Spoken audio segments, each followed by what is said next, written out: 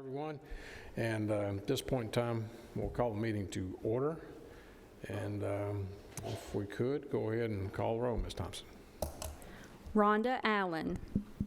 Dr. Andrea Anthony. Here. Doug Bodery. Amber Brown. Here. Shay Crowell. Holly Deering. Here. Brian Gaither. Mary Hickerson. Here. Lois Miller. Here. Alan McAdoo. Jeff Phillips. Here. Shantae Sherrill. Here. Steve Spence. Here. Eric Tutobeni. We have a quorum. We have a quorum, so now we can conduct our business. All right. Speaker Pro Tem Phillips, you're recognized. Thank you. There's a potential conflict going on with one of our members this afternoon, and I'm not going to say who he is. Okay. But in order to... We're all looking at you, so go ahead. In order to expedite today's agenda, I would recommend that we move items 1 through 5 to a consent agenda and approve that consent agenda as presented. You've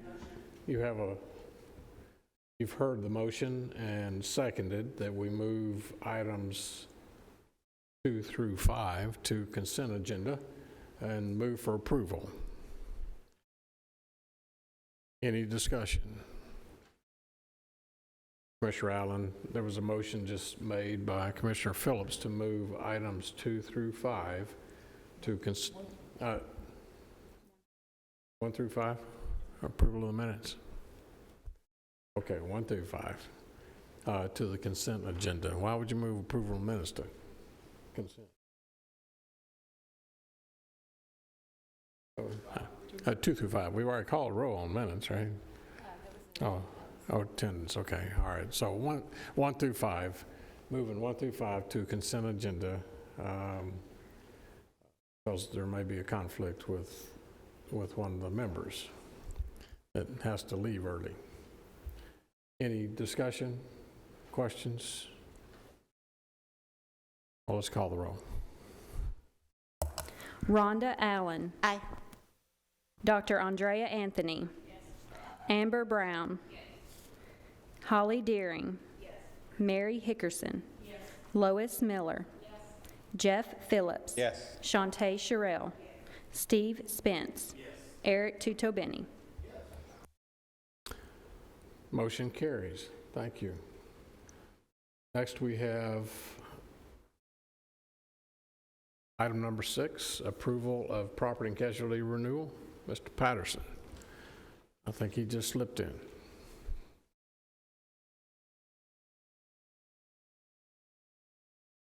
Find a place to park him. You find a place to park him? It is, especially on a rainy day. Mr. Patterson, you're recognized. Thank you,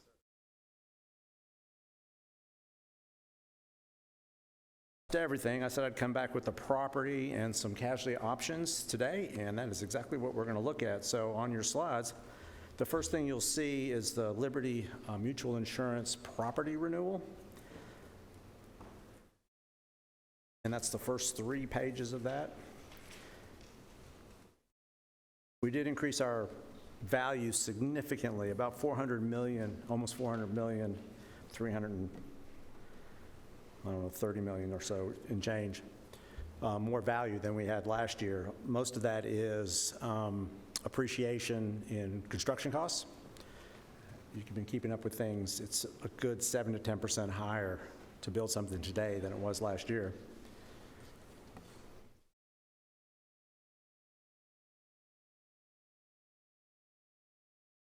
And on the 3rd page of that, last year, sir, we did not do TRIA coverage.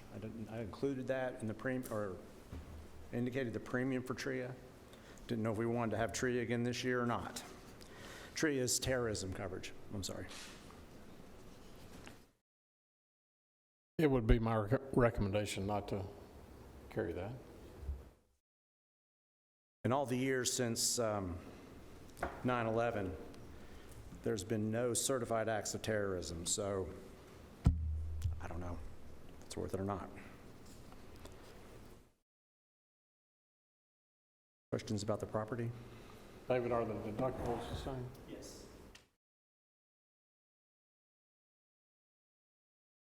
Yeah, the terms and conditions are the same. The rate increased just like 5.37%, which in this property market is a really good. I mean, I know no rate increase is a good increase, but that's actually an excellent increase in the current climate. I have a question, Mr. Chairman. Was Plainview in last year's, the new elementary school at Plainview, was it in last year's property premium at a little over $910,000? Yeah, Plainview, Or was it only like partially in, or, I was thinking that was brought up. we did add Plainview in. And then you'll see that the 16 million, that third line down, that's anticipation of adding. Yeah. The county clerk office. So that 16 million contemplates adding 3 new buildings and in addition to a school. That's going to happen in the next policy year. Okay, I guess a little direction from Ed. Do we want to take these to get one at a time, Ed, or one big lump sum? Because I personally know, just based on what we do out at the highway department, that looks like a big number, but not really considering what it costs to put back. So, and if Plainview's in it and we're adding some extra buildings to it, it's a pretty good deal. I mean, honestly, yeah, it's a lot of money, but it's still a good deal. So do we want to take these one at a time, Ed, What do you or think? Chairman? Take Or them one at a time? Take them all together? It's up to the committee. Okay, let's take them All one right. at a time. Well, let's take it one at a time. Okay, with all that being said, if we're ready, I'll make the motion to do the renewal with Liberty on the property at the 1.121989. You've heard the motion. Lois on the second. On the property with Liberty Mutual Insurance Company. I need to make I guess we need to also, if it's okay with Lois, put in there not to have the terrorism. So if it's in there, let's back it out and go on record as to not have the terrorism. It's not quoted. Is that correct? So the 1,121,000 number does not include the 13,000 in terrorism. It does not? It does not. Okay. So let's go with using that and no terrorism. Okay. My motion. Eric?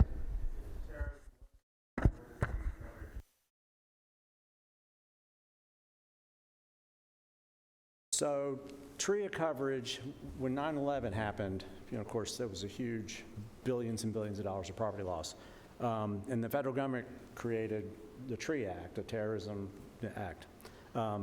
So if there is a certified act of terrorism similar to what happened in 9/11, then the only way that there's coverage is if you buy TRIA coverage. But since 9/11, like the Boston bombing, none of these situations have ever been certified act of terrorism, because if the government certifies it act of terrorism, they write the check.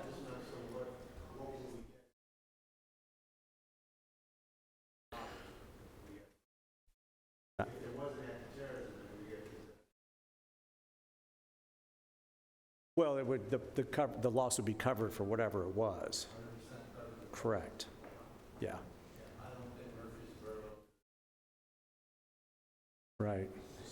And it has to be a federally certified act of terrorism. Right, that's the kicker.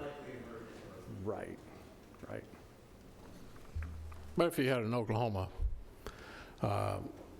federal building, that's terrorism, but it would have to be certified by the federal government. But yes, sir. But I think we're okay with that for not carrying that. Yes, ma'am. So the next slide is... Hang on just a second. We're going to call roll on that motion. If you would, Madam Clerk, please call the roll. Rhonda Allen. Aye. Dr. Andrea Anthony. Amber Brown. Yes. Shay Crowell. Yes. Holly Deering. Yes. Mary Hickerson. Yes. Lois Miller. Yes. Jeff Phillips. Yes. Shantae Sherrill. Yes. Steve Spence. Yes. Eric Tutobeni. Motion carries. David? So the next slide is standalone crime coverage. And actually, let's skip this one and talk about the next page, which is the casualty, because depending on the decision we make here, we may or may not need the crime standalone.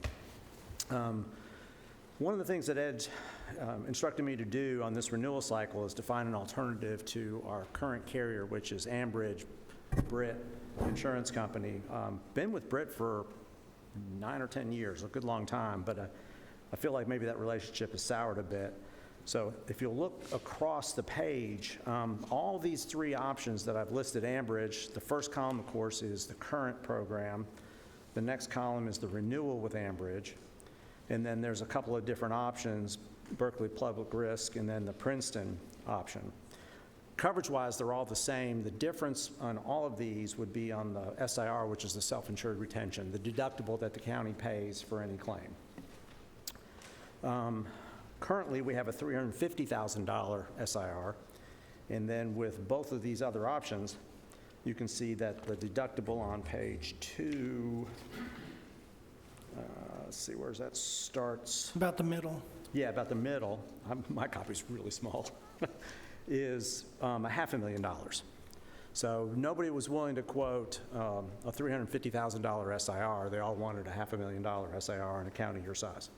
So that's the difference. And you can see at the very bottom of page 2, kind of the premiums across the line there. To the far right is certainly the most attractive, which is the Princeton, which is a Munich Re company.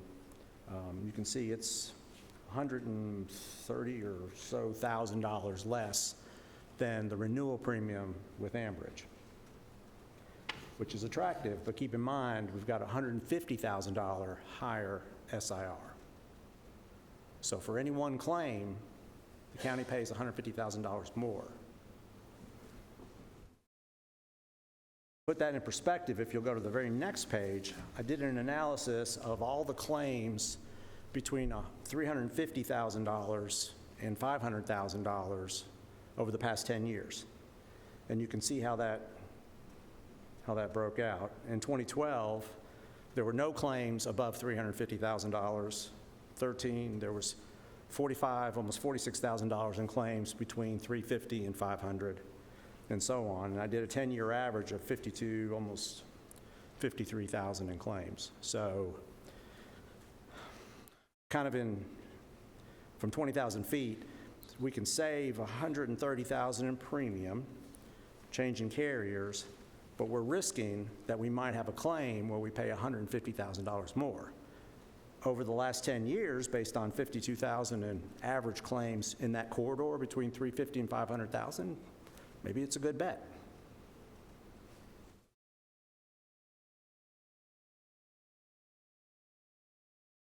Questions? Ms. Allen?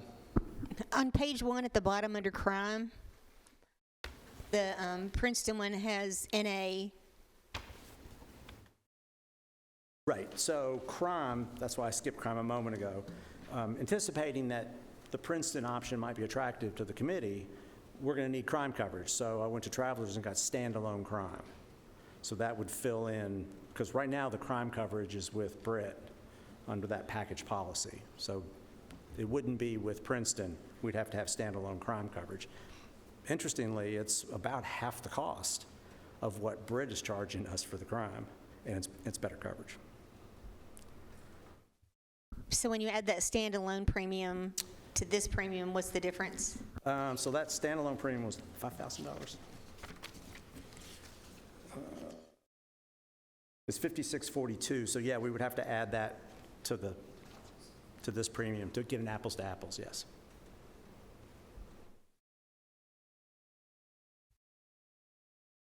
Other comments? Eric?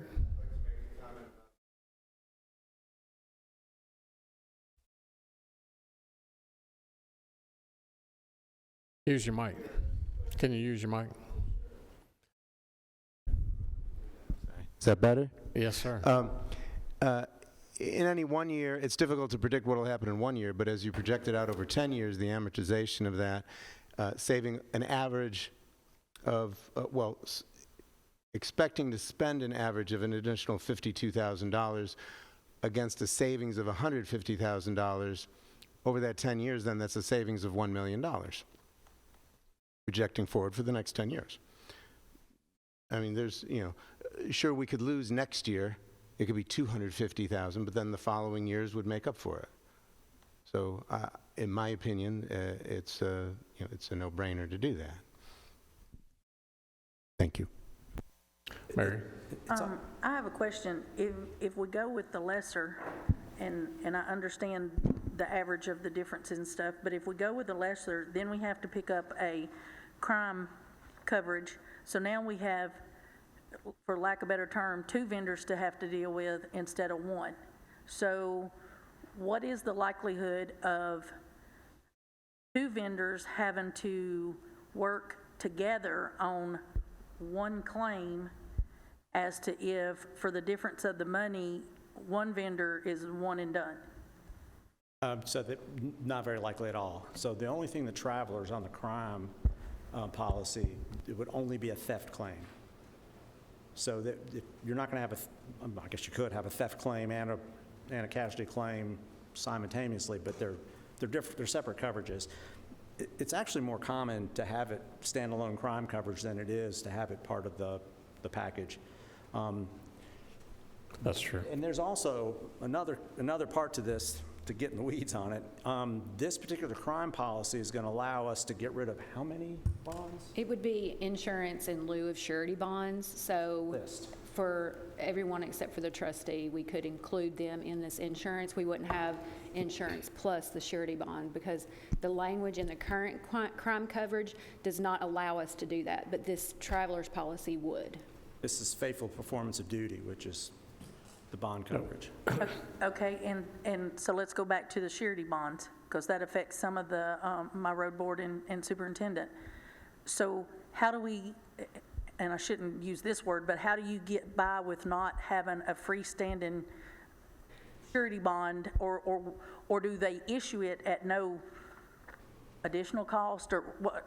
Help me understand that part. That's a good question, Mary. So what happens is we list the positions that we want covered under that, because the election is after the policy goes into effect. So then we have to get a certificate of insurance from the carrier, and we file that with the Register of Deeds office instead of a bond. Okay, so, and I'm sorry, but this does affect us. So technically, you're going to list for say my guys, I have 7 zones because it's like the school board. You would actually just list zone 1 through 7 and not necessarily put a name in case the election swap, because when I have an election and it swaps or one of my guys retire, I have a surety bond that I've already paid on him that's not quite up yet, and then I got to get another one. So is that kind of how that's going to work? And I hate to be off in the weeds on this, but In 2018, the legislature passed that. I carried the bill, which allowed, because so many smaller counties were having difficulty in bonding, so we allowed insurance crime policies to serve in that capacity to replace the bonds. So it's by position, not by name. okay, thank you. I appreciate the clarification on that. And there may be more questions, but I'm up for making a motion if everybody's had their questions. Well, we got 2 more. Ms. Crowell? Thank you.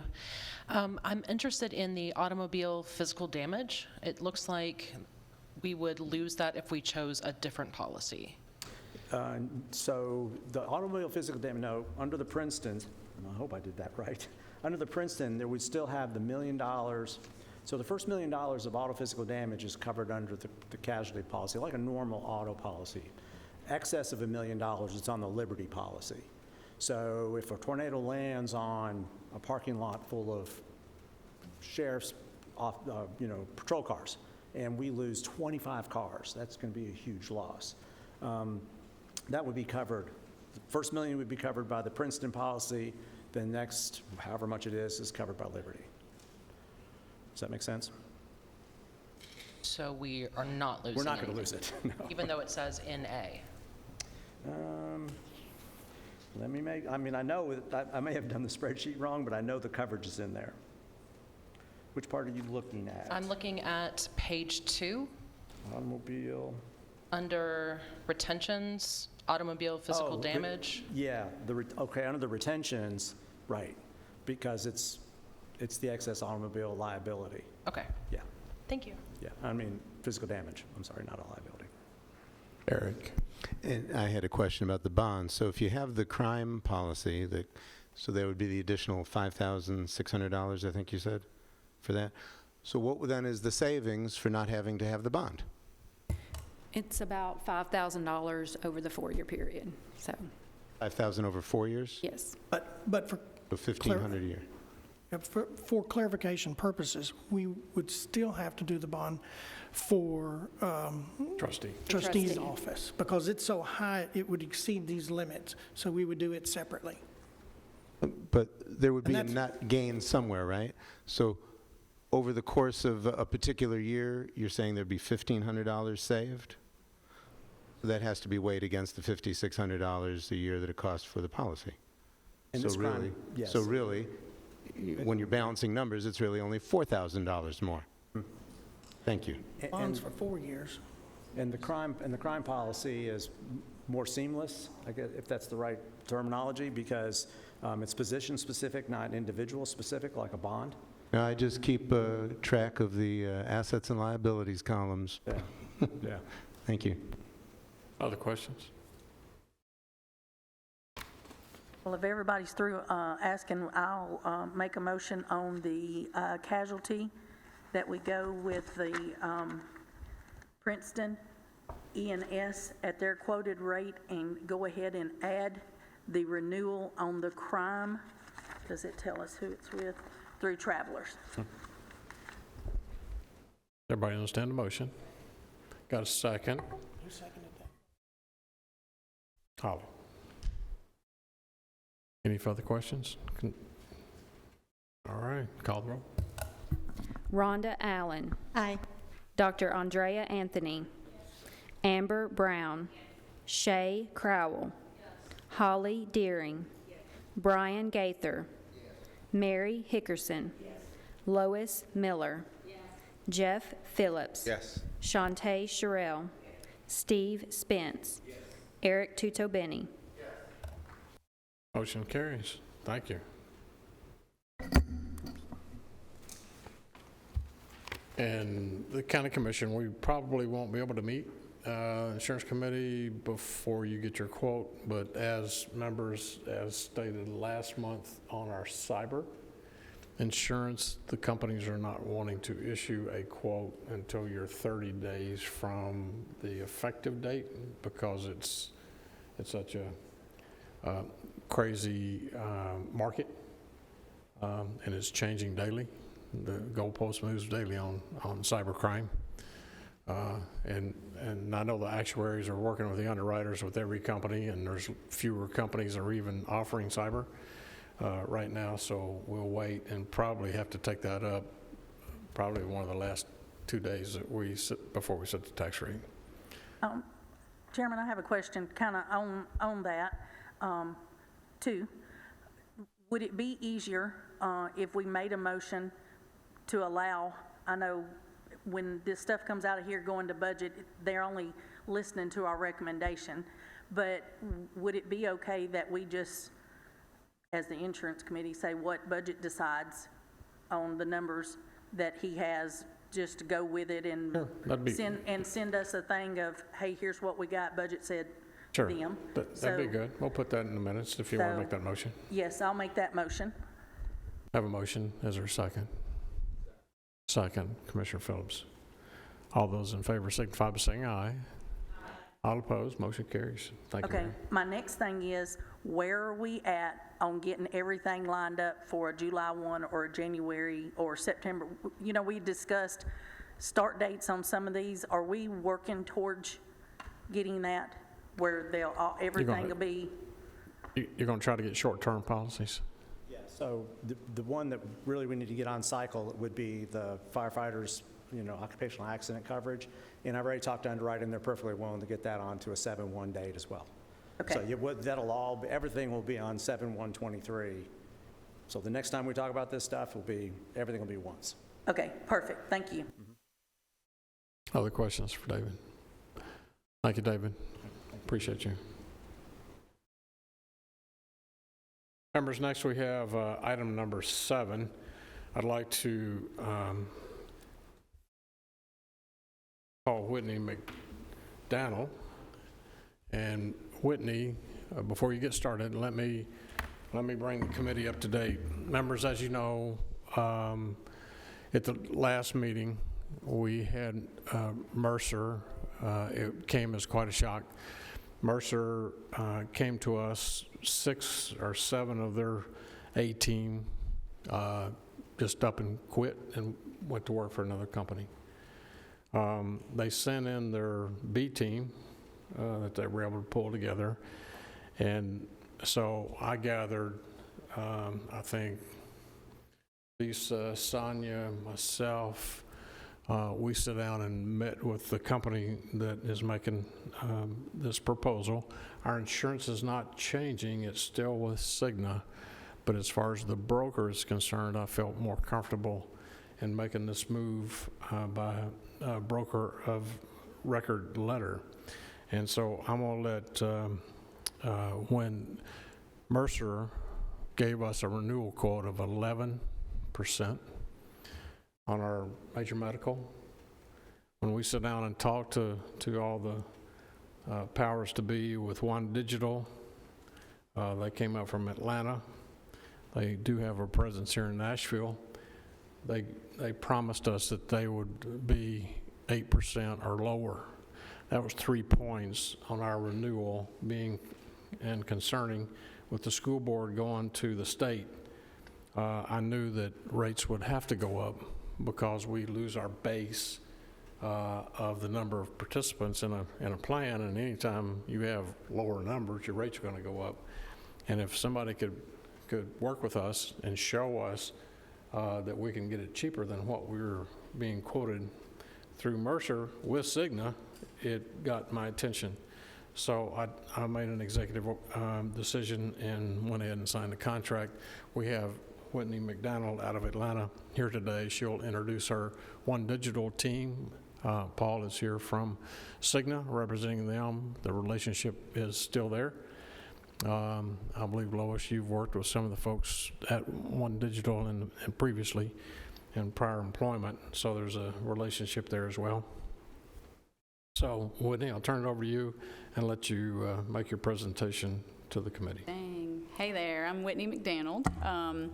Like Mayor Ketron said, I am in Atlanta, but I'm actually from here in Tennessee, went to college here at MTSU. And I don't know why all my folks that are going to be joining me are still sitting down. Y'all need to come on up here. So I grew up in Lincoln County, went to MTSU. For some reason, this is not my and hang on a second here.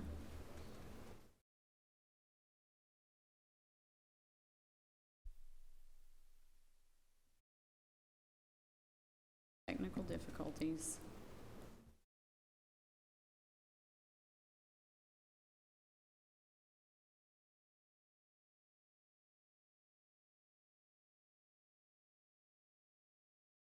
All right, hang tight. I'm going to grab my phone and I'll make a hotspot.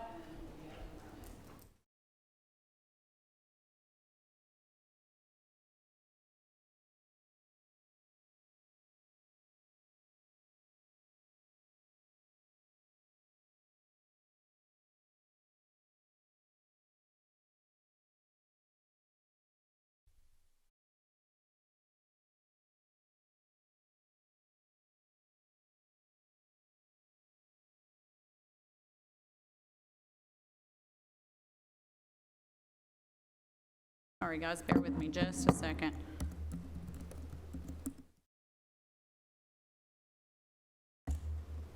Well.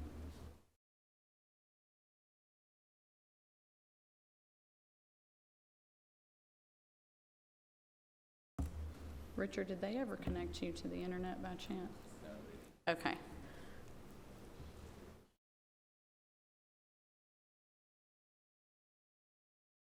Mr. Chairman? While this is loading, let me tell you a little bit about One Digital. So we are a consulting-based firm.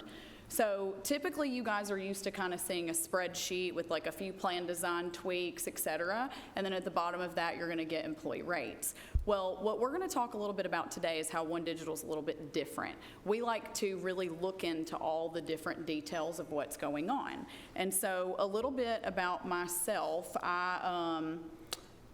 I grew up in the gentleman back there's office. My mother was a broker.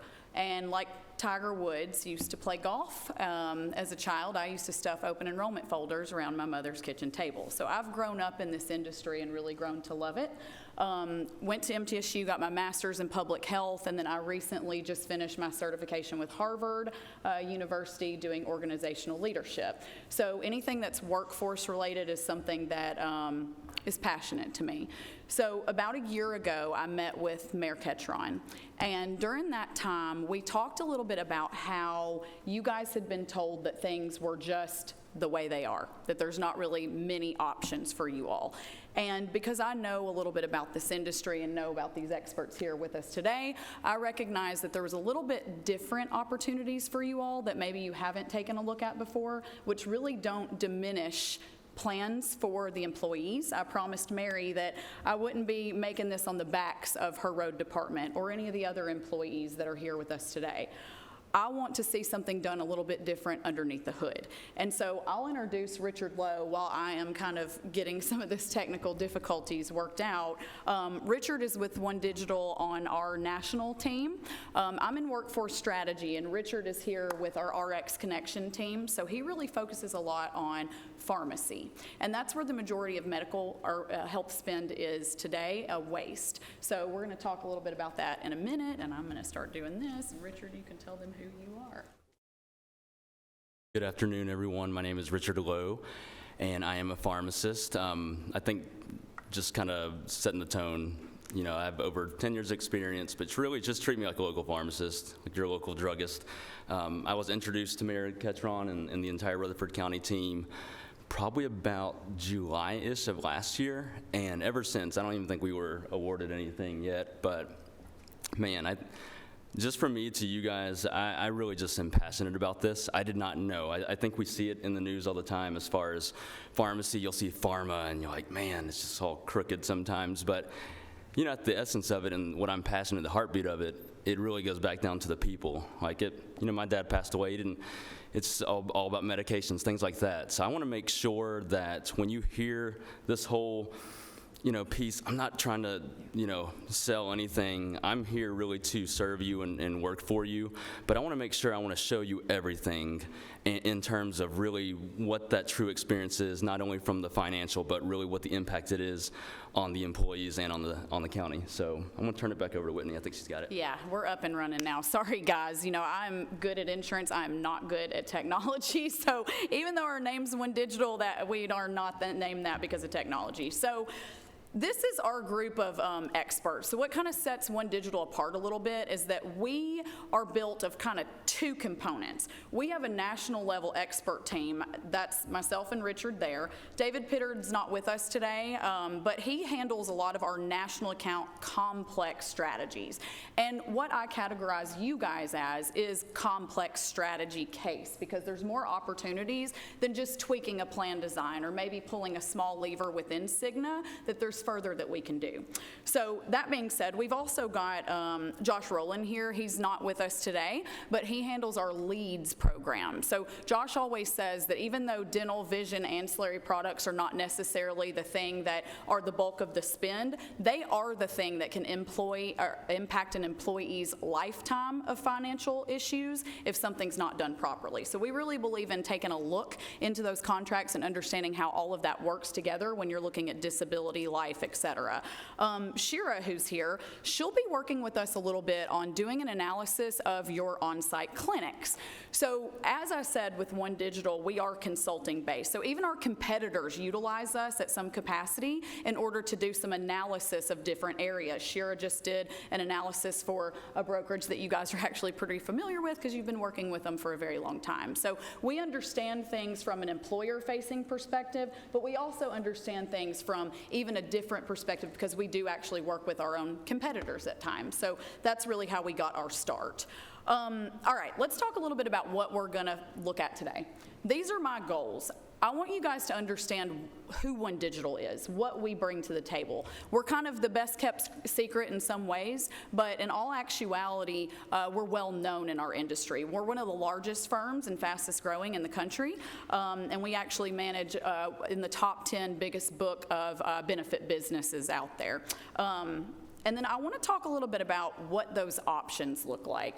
So before I mentioned that in the past, you guys have done some small tweaks, plan design, flip into an HSA, which Mayor Ketron and I actually talked a little bit about that last year, because that was one of the areas I recognized that maybe would be something that could provide some improvement. And I understand that you guys do have the HSA now, so that's a great plan design tweak. But there's even further that you could do with that. So I want to make sure that we look at all the opportunities and not just really be narrow in what's happening with plan design, correct? So the last piece of this is, as Mayor Ketron said, we're here to decide on budget. We want to make sure that we provide some pathways and information so that you guys have all that you need to know in order to land on a budget as we're looking at projections coming up. So thanks to our technology snafu there, you guys kind of got a good grasp about who One Digital is. And like I said, we are from Tennessee. We actually have one of the largest firms in Tennessee. So even though I'm from Atlanta and our national team is from Atlanta, we're right here in Nashville as well. And one quote I always like to say is, we don't shop for our clients. We're not glorified shoppers. We just don't go get rates from all the bukas and say, let me see what you got. We build things for our clients. We take a look at what's really important to you all, and we create a component model so that there's opportunities outside of just your traditional benefits. This is our local team. Some of our folks from our local team are here today. Matt Morawski, if you and Rusty want to come up. Matt is our managing principal of the Nashville team, and Rusty will actually be the managing consultant for Rutherford County, kind of handling our day-to-day in tandem with some of our national team. If you guys want to talk a little bit about what Nashville does. Good afternoon, everybody. So as Whitney said, our One Digital Tennessee team is our hub operations here in Nashville, and we have about 60 some odd team members across the state, of which 50 of those are local right here in Middle Tennessee. So we've got a pretty substantial office, and what we focus on is 90% of what we do is employee benefit planning, consulting, and servicing.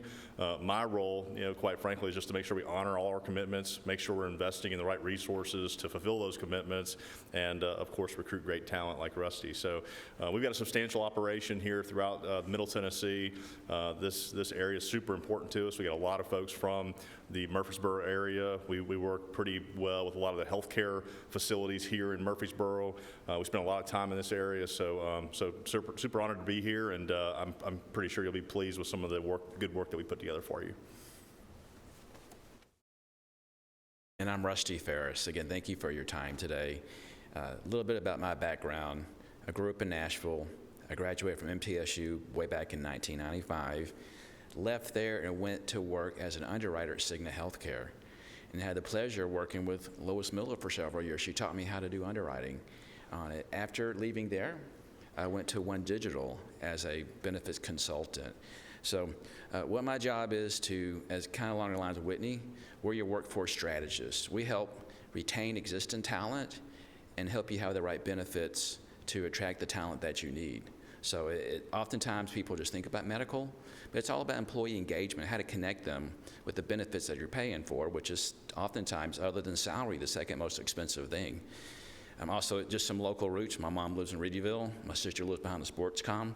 So I told them, I'll send you the link, but I didn't want to let them watch me live today. But I have a vested interest in Rutherford County and making sure that we do the right things for the employees of Rutherford County. Thank you, guys. Yep.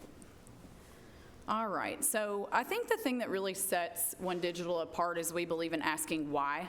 And I know I'm driving Paul back there crazy because it seems like every other day we're emailing him 1,000 things saying, what is this? Why? Why are we doing that? Why? Because we really want to dig into things. That's our job, is to make sure that we're covering all the bases and not just kind of rolling with what's been happening year over year. So I know I'm driving y'all crazy, but we're here because we care about Rutherford County, we care about the taxpayers' dollars, and we care about the employees. So we want to make sure that everything in tandem is working together as best as it should. And so that's why we believe in asking why. The journey thus far. Now, like I said, I started having conversations with Mayor Ketron about a year ago, and Mayor said, there's really nothing that can be done with our health plan. We're just increasing, it's increasing, we're self-funded already, so there's not really opportunity. And I challenged him to learn a little bit more about something we call a component model. And so outside of just looking at your self-funding model that's really controlled by Cigna, which is not a bad thing. We love Cigna. We have tons of clients all over the country with Cigna. But we do think there's other opportunities for us to at least take a look at, because the long term of the strategy, we don't just live renewal to renewal. We want to kind of look at what the full scope is. So in that component model, just like with an ASO model, we have opportunities to provide the same doctor networks with the same carriers that we're used to seeing, like Aetna, or there's others that we work with in that as well. We also have opportunities to carve out some things and do some options that cost a little bit less when you go to a component model. So we're going to present a few pathways today, but ultimately I feel like when we take a look at what the best fit is for Rutherford County in the long term, then I beg you to look at a little bit more outside of the box solutions than just pigeonholing into set it and forget it, right? So I'll explain a little bit about what that is, but I want to talk with Richard a little bit. We're going to take a look at some data that we looked at last year. So what we did for Mayor Ketron, kind of pro bono, is we wanted to take a deep dive into understanding what those projections look like if we were to carve out and do some options with your pharmacy, where the majority of medical waste exists today. So Richard, do you want to talk a little bit about just kind of what you do for One Digital, and a little bit about sort of this journey we've been on with Rutherford County? Perfect. All right, guys. So I'm going to turn into like a mechanic now and just kind of show you underneath the hood a little bit, where I think what's important is with rising drug costs. I think you guys notice drug costs never seem to go down, I think, at least in my opinion. We spend over $300 more per person in our country than anyone else, and 1 in 4 Americans cannot afford their medications. Again, what does that mean for the county? It's all about sustainability, and what I mean by that is long-term. Look, we need these medications to live, but are we getting what we're truly paying for? So I just wanted to have you guys just take a step, take a look at this, just look at the orange. I don't need you to look at the numbers too much, but as far as the orange is kind of your trajectory now. This was looking at the entire county. I know there may be some separation coming soon, but from the entire county in 2019, the total spend was $16 million. Going next year, we're at 20 million. Next year, 24 million. I guess it just begs the question, are we going to be able to do something about it? And when I see this, our job as a pharmacy benefit consultant, we want to be unbiased. We want to just optimize the true playing field. We're not there to just change vendors or anything like that. We want to just enhance the process, but really be cognizant of who we're affecting.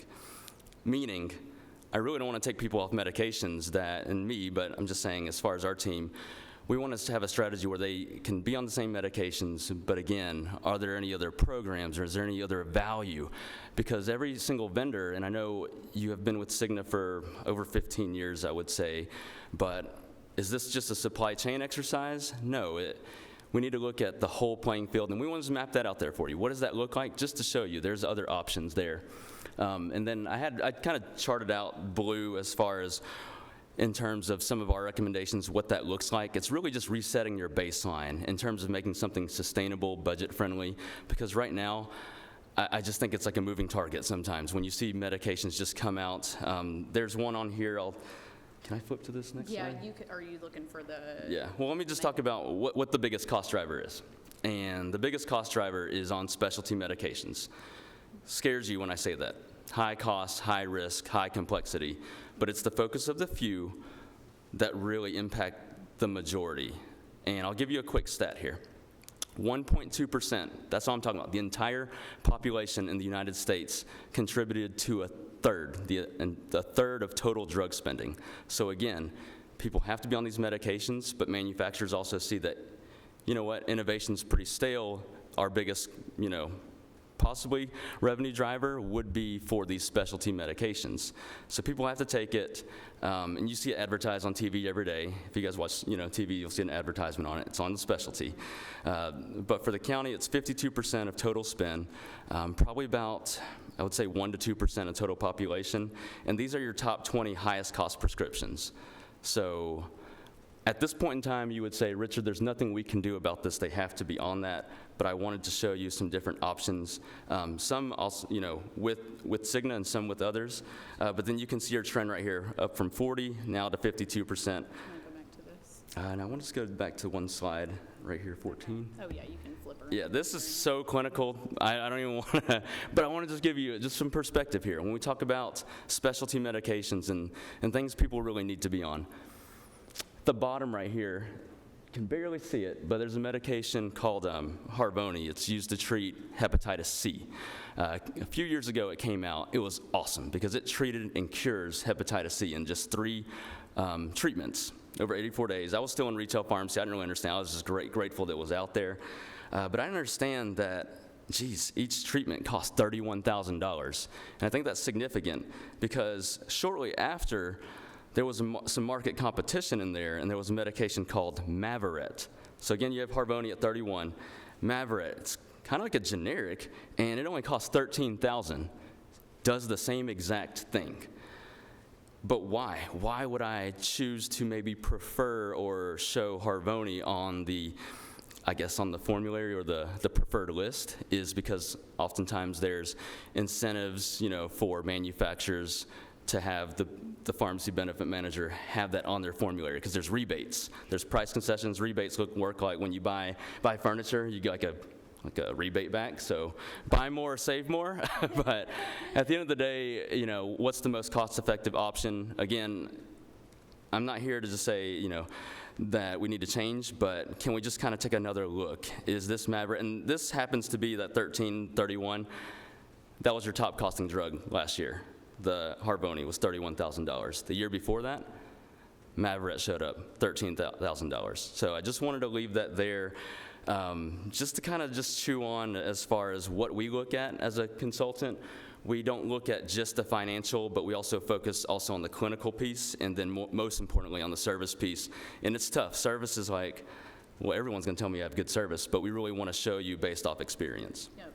And I will tell you guys, Richard is not here just as a consultant. He was a pharmacist, so he was someone who really did fill those prescriptions, and so he has an understanding of what that looks like from both sides. And so now I love having him. I know he geeks out, and sometimes half of the people don't even really understand what he's talking about, including myself. But at the end of the day, when we look through what the spend is, and we look at what your employees need, then we need to understand why are these drugs so expensive, and is there another opportunity for us to cost contain and figure out a way to make this sustainable? Because that's the number one goal I have for you guys and that you guys have for yourself. We don't want to come here every single year trying to figure out how in the heck are we going to continue these rates climbing 11 to 20% year over year. We want to figure out a way to lower that curve. And how can we make that work for the people? And to his point, we're not going to just say, hey, stop taking that medication. We have a whole team that comes in, and when we start talking about the medications that your people are on, they actually have a higher touch because they understand what those medications are they're on. And there's one drug that he talks about quite a bit, which I'm going to make him tell you this little story, but there's a drug called Duexis. And with Duexis, and you tell this better than me, so you talk a little bit about what that waste looks like. And when you start hearing things like this that go on in the pharmacy industry, then it makes you mad as a consumer of that. And so I have a family member that took this exact drug, and when we found out what it was, I was like, okay, well, we got to stop that because it makes you angry. It makes you angry that you're spending that much on some of these drugs. So tell them a little bit about Duexis and some of that waste. So first, I think your current vendor, I think that does a great job in terms of on trying to identify some of these, what we call wasteful spending. So Duexis, so I apologize if anyone's on Duexis, first of all, but Duexis, this one came out about 10 years ago, and I was filling it, and I would always get like a coupon. You guys, you go to the pharmacy and pay no more than $0. Awesome. Saves you guys whatever on the medication. But Duexis, all it is, it's crazy. It's like pain relief, but all it is if you walked into Walmart right now, it's ibuprofen and Pepcid AC. That's it. This those two, and you would think, what, $15, at most? But that drug Duexis, the manufacturer created it sort of like a game and made it all in one, saying it's so convenient. They charge $3,000 for that medication. And to me, when I talk to like my family, do you guys know this? They're like, oh, no, the insurance picks it up. I'm like, well, somebody's paying for this. And then again, they don't understand it. It's really kind of placing drug spend on the consumer, and nobody knows about it. They're kind of left out of this supply chain here, this whole food chain, but it's really running up costs, and it's not sustainable. So we're just here really just saying, look, we got your back. You can choose to do this.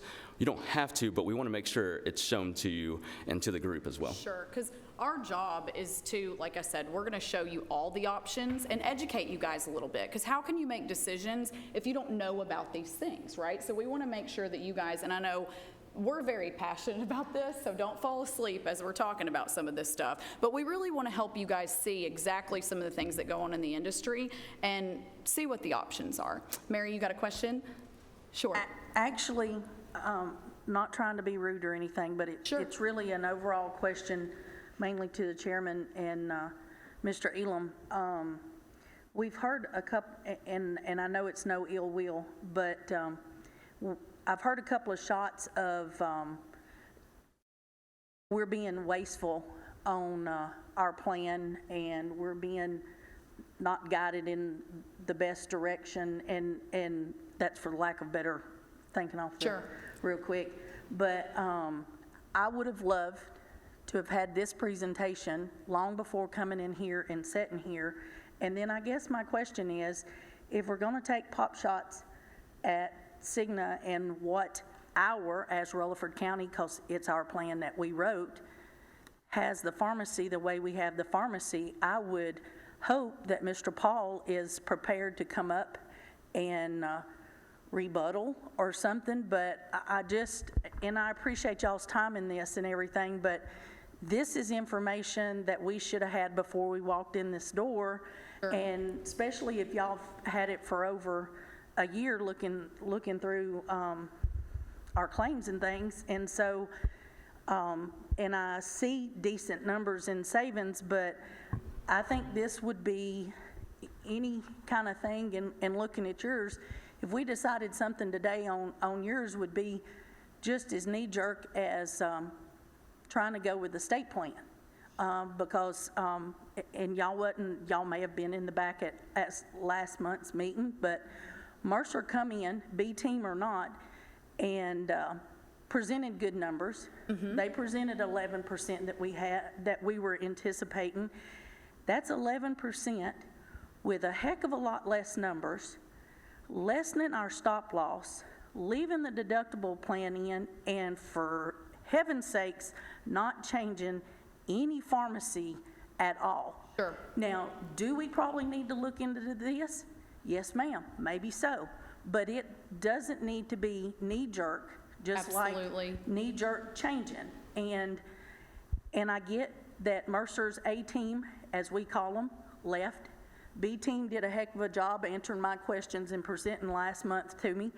And I don't mean to interrupt and be disrespected at all, but I would have loved to had your company's information long before I walked in, and then, we get these numbers late yesterday evening, which I appreciate being able to look at these, but it's the will of the committee and it's the direction of the chairman and Ed, but I sure would hope that we've sat here and listened to your presentation, that we can extend the same courtesy to Mr. Paul with Cigna, or we can sit here patiently listening and then move on to getting our rates done based on what Mr. Elam has presented with us, taking your information into account,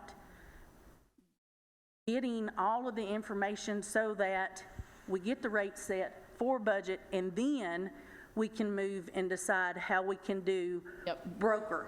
Because, Absolutely. And we appreciate your time and what you've done, with or without cost. I don't know, don't need to know. But I just don't think it needs to be done knee-jerk. Sure. We'll be willing to listen, but I would have much rather had this information So, Mary, long a ago. couple things.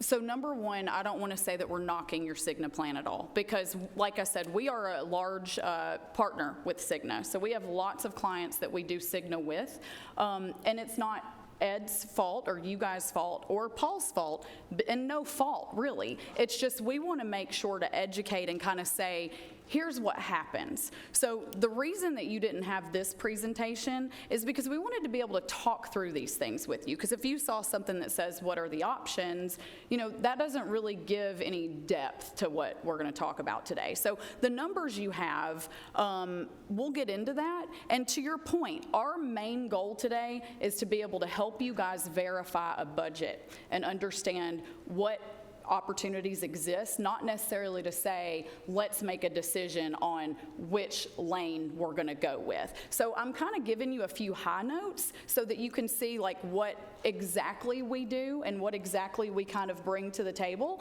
And even with Cigna, there are a couple of options where we can stay exactly like we are, but just do a few things underneath the hood that your employees won't feel any different about. So there's options with that. So I don't want you to feel angst or fear in some of those things, because like I told you a little while ago, like these are not things that are going to be on the backs of your employees or necessarily on the backs of losing Cigna. What we're saying is let's do an exercise and just show you guys, so when we come back together, then you all can see what those opportunities look like. And then from that, we can make some decisions as far as what is the best fit, because our job is to give you the full picture and then you guys can decide. Is that fair? Does that sound good to you? Okay, perfect. And if you have any other questions, you don't ever feel like you're interrupting. Just hop in. I'm totally fine with that. All right, so to your point, the spreadsheet that you guys got yesterday, we wanted to really, and we're still kind of pressing for a few things with a few of our vendor partners and carriers, et cetera, to kind of see what else is out there with some more levers. But these are kind of the 5 that we've sort of narrowed things down to. So, and you can take a look at your spreadsheets. I think you all have those on the iPads there. Is that correct? You guys have those? Okay, perfect. So that first tab, that's going to show you what the 11.9% is attached to. And that's fair. That's if we're not doing anything, we're keeping everything the same. That's the, Lois and Rusty both worked together on really making sure that we were doing our underwriting properly, and Lois approved that that looked like it was supposed to be. So we're very happy with where that do nothing category is. We feel confident in that. Now here's where we get into some of the levers that we can pull. We've got some opportunities with some RX improvements with Cigna, and that's not necessarily saying we're going to change everybody's medications. That's saying that there's a couple of coupon programs and a couple of things that we're going to let Richard dive into so that he can kind of give an understanding of what some of these pieces are. There's also a Cigna opportunity with some addition of point solutions. And Rusty's going to tell us a little bit about what those pieces are. Those are not anything that's going to diminish anything. Those are actually some additional benefits for your employees that do give cost savings. So we're going to jump into that a little bit as well, as well with our carve-out options and some TPA solutions. Okay? So go ahead. Sure. On the rate increase at the 11.9, they're in the ballpark, and so I'm not going to say that's inaccurate, but I know we have a budget number of 11%, and it's not unreasonable to expect the plan to bump around a little bit, because what they did was added in another month of experience, and so next month it could have the exact opposite effect when they put that in. So it's not that I'm like saying, no, we need to change it to 11.9. I'm saying we're reasonable where we're at the 11%. Thank you, Lois.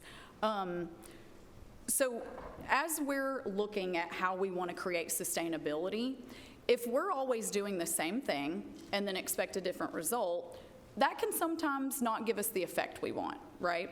So as we're looking at options, I want to make sure that we're really exercising all the options and seeing what that looks like. So doing nothing is essentially just making sure that we're kind of keeping an eye on things, looking at our claims, talking a little bit about what opportunities Cigna has for the future, but not necessarily any changes, no disruption, and that's essentially where we're at. So the risk does remain kind of high to continue that same trajectory that we're on, but if that's the best fit, that's the best fit. So we're going to continue to evaluate and look into what else exists out there, okay? Option 2, this is where we're beginning to shed light on some opportunities. And Richard, if you want to come up and talk a little bit too about what some of these pharmacy opportunities are within option 2, that's going to be the second tab on the spreadsheet that you guys have that shows the savings. Absolutely. Okay?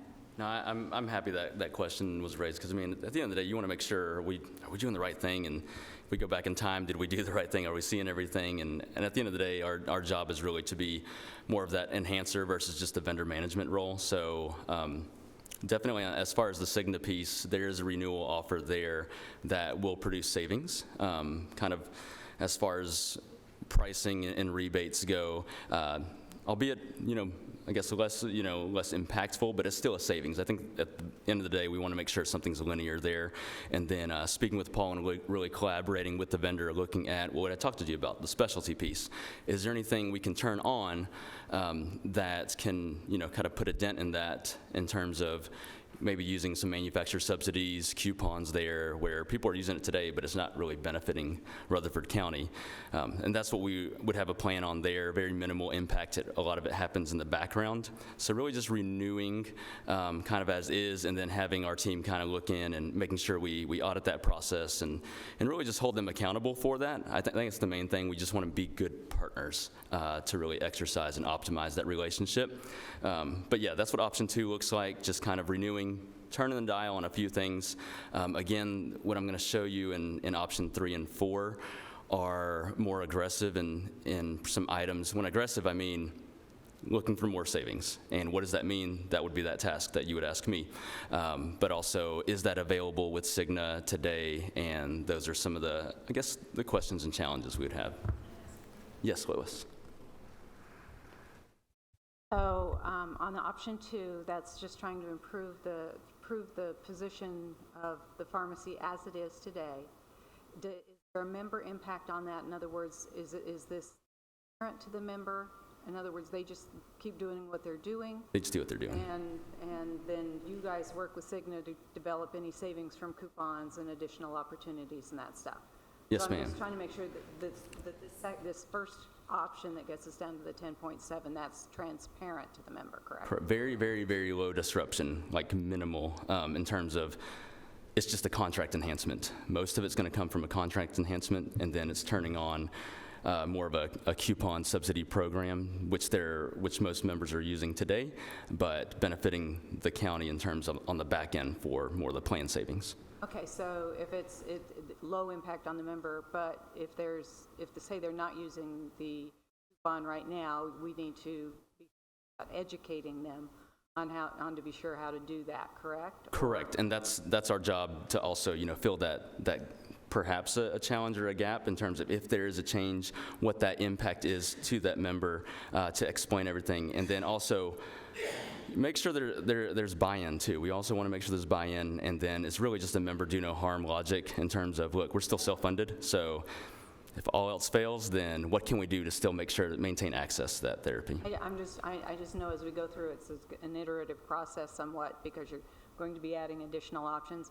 I just want to track how they actually work. And Lois, you don't also, the other piece is we don't have to turn on everything all at one time as well. We just want to make sure there's options on the table. So I think, in my opinion, I think first of all, just a no-brainer, which is take the contract enhancement and understand that. But then also our team would come in to make sure to audit and hold Cigna accountable for those promises. Mm-hmm. And Mary, those are not going to impact, so you know how at the last meeting where Mercer showed like this is what the deductible is, this is what the coinsurance is, we're not saying change any of that stuff. What we're essentially saying is underneath the hood where your employees won't feel it, we're going to help with some contracting things that are going to give savings back to the plan, but not impact the employees. Does that make sense there? Perfect. Okay. So let's move on a little bit. Now, these are some areas that Rusty's going to cover for us to talk a little bit about what First Stop Health and Healthcare Blue Book are. These are some add-ons that we like to see with the plan because it gives more opportunity for our, here we go, more opportunity for our employees just to have more transparency on their health care. And Rusty, I'll let you talk a little bit about what both of those programs do so that everyone can understand where we're coming in with that.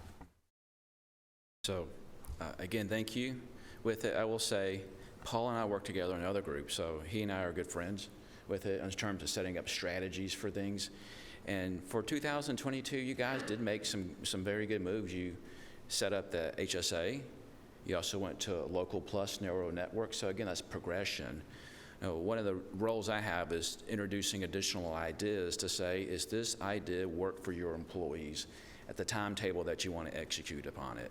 And as I heard earlier when David was talking about P&C, it sounded like there was an opportunity to say, we're going to break a couple of things out from the primary policy just to deliver extra value. This is what I'm trying to do as well, along with what Richard's doing, to say, here's a way to make a benefit slightly better at a lower cost. And one of these things we see that just about every one of my groups are using today is a company called First Stop Health.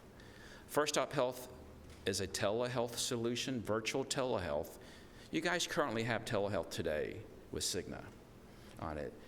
And you also have an on-site clinic, again, which is it's a very innovative move to have. It's been there for a while on it. But what we're trying to do, what are ways that we can deliver access to health care at either a lower cost or a higher employee convenience level?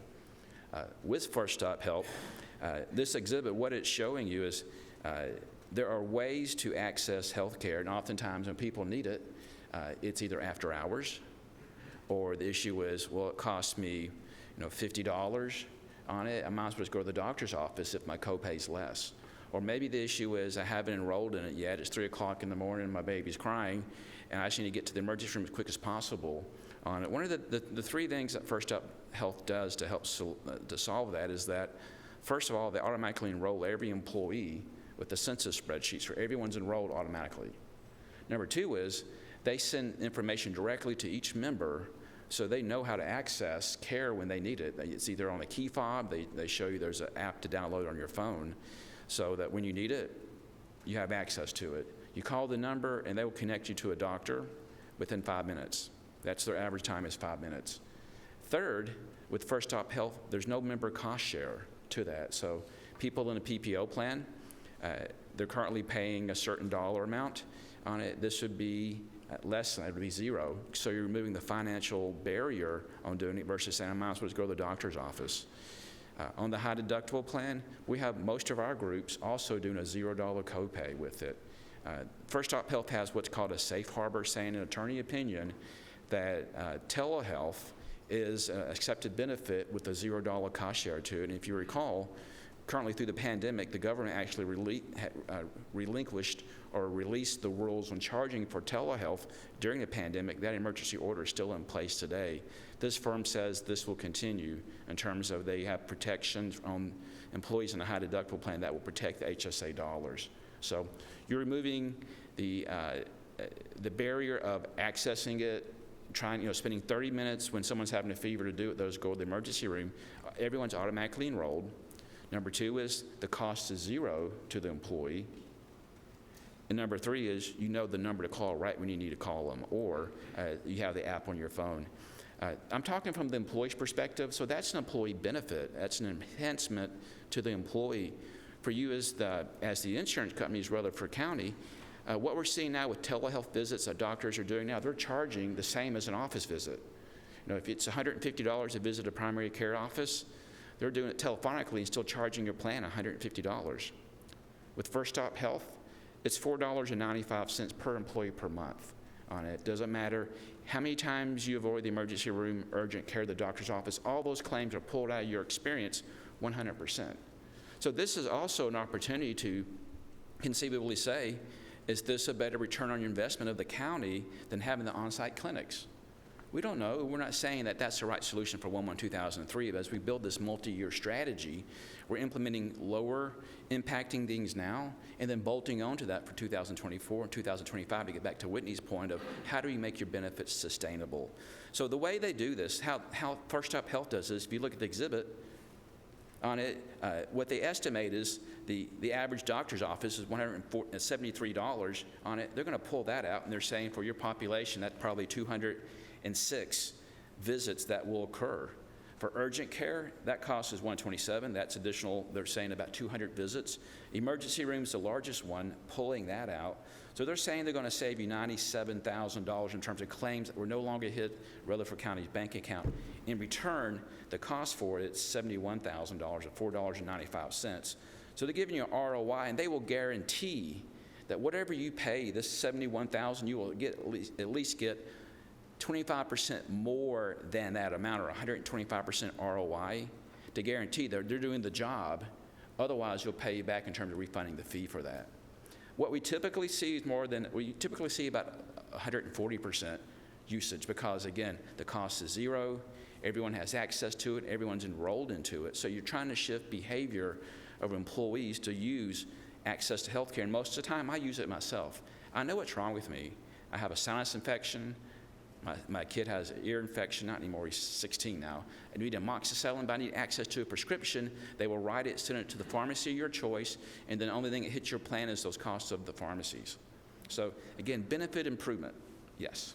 I have a question. If we have this already through our own site and Cigna, which I know Cigna we can call 24/7, and the own site's not because we are tied to times, but if we already have this, what makes it better, or how do you think that we can get our people to go to a First Stop Health if they're not utilizing it now already as part of their premiums?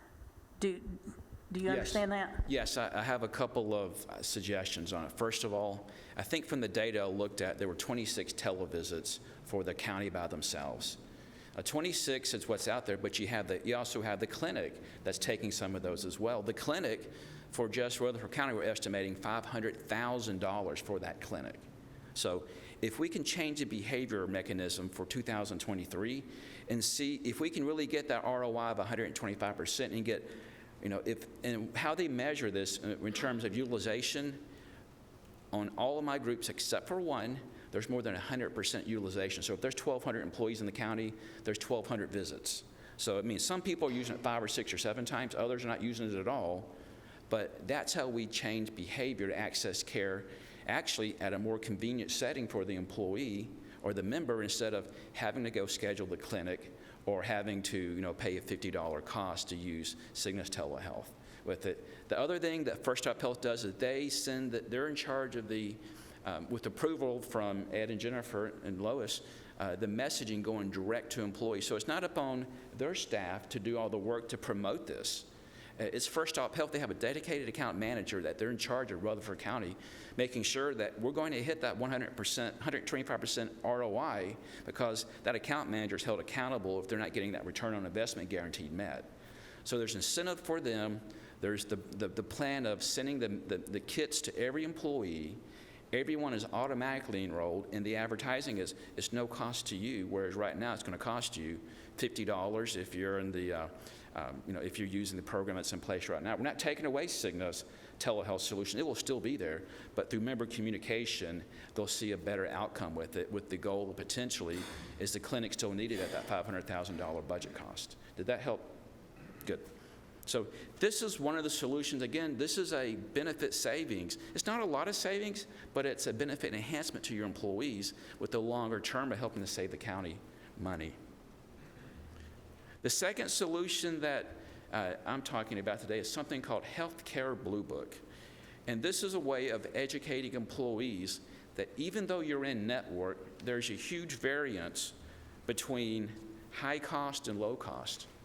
To an employee, the issue is, I'm in network. So that's the main thing that's important, I'm in network. But for example, I always like to go to shoulder MRI. You're in network with, doesn't matter if it's Aetna, Cigna, UHC, Blue Cross, all of these are about the same. In-network can be $2,400 for shoulder MRI. It could be $441.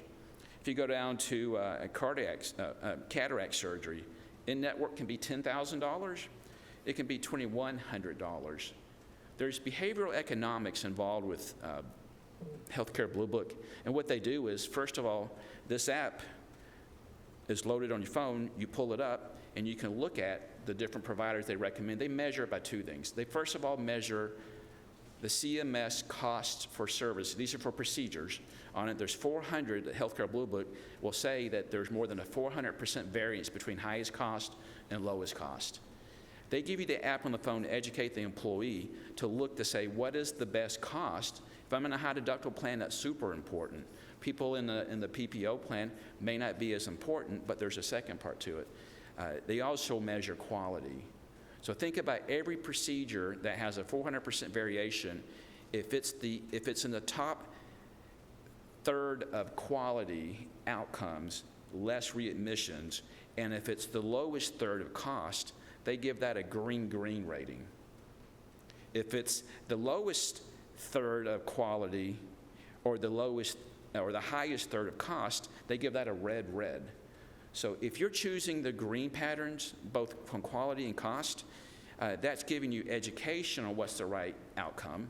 And it's amazing just looking at certain procedures, even if it's in, let's say, HCA's network or if it's in Ascension's network, depending upon the different location, there's better qualities because they specialize in this. But there's one step further on it. That's giving the education, but next thing is how do you incentivize employees to go to their apps and do this? If you're able to save the county for cataract surgery, if you can, between $10,000 and $2,000, if you can save the county $8,000, the employee would get a couple $100 reward to them for taking that investment on it. So that's the behavioral part. What Healthcare Blue Book does is they have behavioral scientists that will say, this amount of difference should be this reward. This amount should be that reward. And what we see is that the ROI on that one, that's a significant amount. Depends on how much you want to put rewards in terms of the amount of savings. But what I would like to do is after this meeting, if you guys say, I want to learn more, I would set the meeting up with Jennifer and Ed to say, let's have Healthcare Blue Book talk more about this solution, or First Stop Health talk more about the solution to see if it's a fit for the employees at Rutherford County. But this would also be, again, a benefit improvement to employees. Again, these are some of the ranges that you see, like if it's lumbar fusion surgery, or if it's hysterectomy, knee replacement, you're talking $10,000, $20,000, $30,000, $50,000 of variance. So Healthcare Blue Book also has a care advocate that will say, when you have these procedures, you're working with a location, a doctor, anesthesiologist. We'll find the right solutions for all of those instead of you looking on the app on your phone determining that. So they're giving you care guidance on it. Yes. Sonia. Based on what you're saying, I want to make sure I understand. So with this, you will find someone who can provide the same procedure or care at a cost savings. How does that interact with what we've currently got with our narrow, the local plus and all of that? So does that change that? Does that local plus go away and you just say, here's your coverage, but you're going to have to use the Blue Book to find your provider? Do you understand what I'm asking? Yes, I do on it. And that's a very good question. The answer is they work in conjunction with it. What Local Plus is doing, they're essentially carving out HCA because they're about on average 8 to 10% more expensive than Ascension-based with it. They're saying even within that Local Plus, there's higher cost, lower quality providers, and there's, the opposite. There's lower quality, higher cost. You have the opposite. So the Healthcare Blue Book has the ability to say, if you're Open Access Plus, these are all your choices. If you're Local Plus, these are your choices. What you're going to likely see, when Cigna developed the Local Plus, they're doing a lot of the same, correct me if I'm wrong here, Bill, but they're doing, Paul, the same thing. They're looking at what providers deliver higher quality at lower costs, and we're going to make them in that tighter Local Plus network. This is helping you navigate even within that. because there's still, half the people graduate are in the top half and half are in the bottom half, but they're all considered doctors with it. It's the same kind of guidance we're trying to get to. Steer highest quality, lowest cost, and employees are rewarded because the county is rewarded for choosing those best outcomes. And so, Sonia, it's essentially just allowing you to price shop. So just like when we're buying cars, we don't just show up to the lot and say, give me the white car, because there's so many different variations of that. Got really used to just going to the doctor's office and them saying, okay, you need an MRI.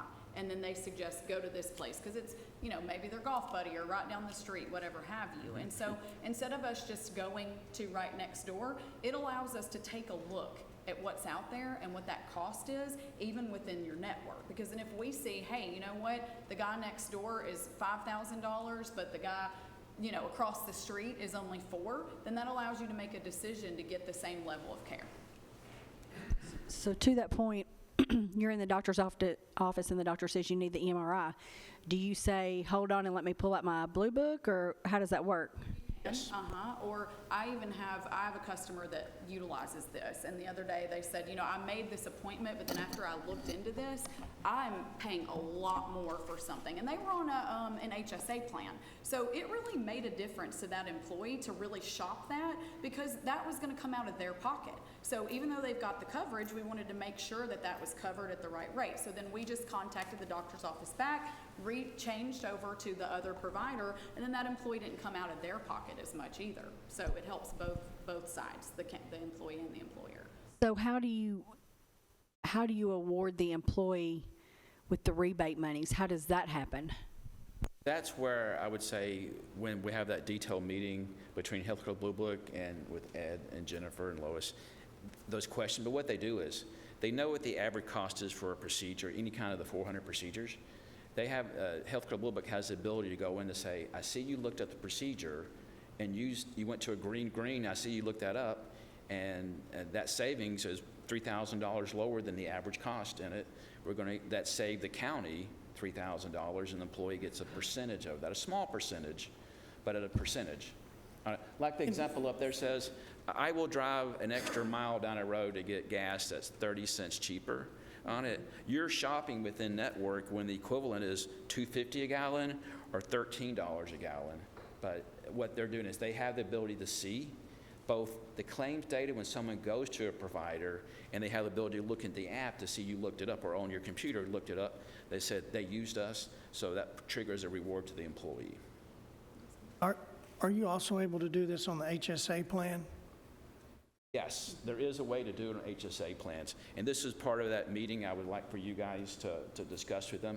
But what they're able to do is you're still meeting a deductible. You're still having to meet the qualifications. It's just like right now you're rewarding employees with HSA dollars.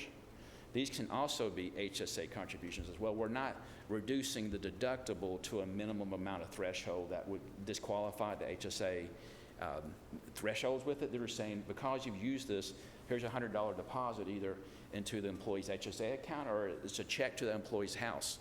The other great thing is Healthcare Blue Book is delivering all those proceeds. They're keeping up with that. That is not a burden upon you guys at all. Did that help out? Mary? Okay, question. The first red flag is it's an app. We are going down from almost 6,000 lives to 1,200 lives. And not disrespecting my men, but I have an older population, and I can think of another department that has an older population, and my mother still has a flip phone. So I don't see the app making that big. Yes, we've got folks willing, and that'll pop it up, and I've got some guys too, but I don't see a lot of utilization of the app. So how else could this be gotten out to the employees? And then also, who, municipality-wise, with a size of Rutherford County, utilizes items like this within Tennessee? Because I'm sure if you're out of Atlanta, there's probably places that do that. But we need to look at, who around here, state of Tennessee, would be using this, and then how would it be if you don't have the app? Well, the two things on it, again, these are questions that are great and that because helping you tailor these solutions down to your employees' level, right? And to your levels, those who are on the plan. A Health Club Blue Book also has computer, ability to do that. We're not saying this is the solution for every single person. What we're saying is those also only including, sending out email education. There's also an account manager similar to Health Club Blue Book. They're helping with the messaging so it doesn't fall on the HR team's piece with it, but making sure that engagement is there with it. The rewarding mechanism will probably incentivize some employees to say, let me try it out. I always go back to, there's hardly any solution that works for 100%, but I will say those people that can order things off of Amazon and have them show up at their houses, they could figure this out, either on an app or on the computer with it. There's also a phone number they can call to get guidance with it as well. We were just saying the app is great because we're at the doctor's office and the MRI's order, you can do it right there, just like people do it with shopping around for pharmacy medications all the time. I do it. I'm like, Doc, that's $500. I see it's a generic for $7. Can I do generic? They go, oh yeah, no problem at all. I'm like, you just saved me $500. That's what we're trying to do. In terms of local support, Sumner County has been using Health Club Blue Book for 6 years now. 3,000 employees. The savings last year was $250,000. So, I have the contact, Ed, if you'd like to talk as a reference, or anybody else with it. They've already said yes, they'd be happy to be a reference. The state of Florida uses this on, I think, more than 300,000 employees. Sumner County, I think, is more like 3,000 employees.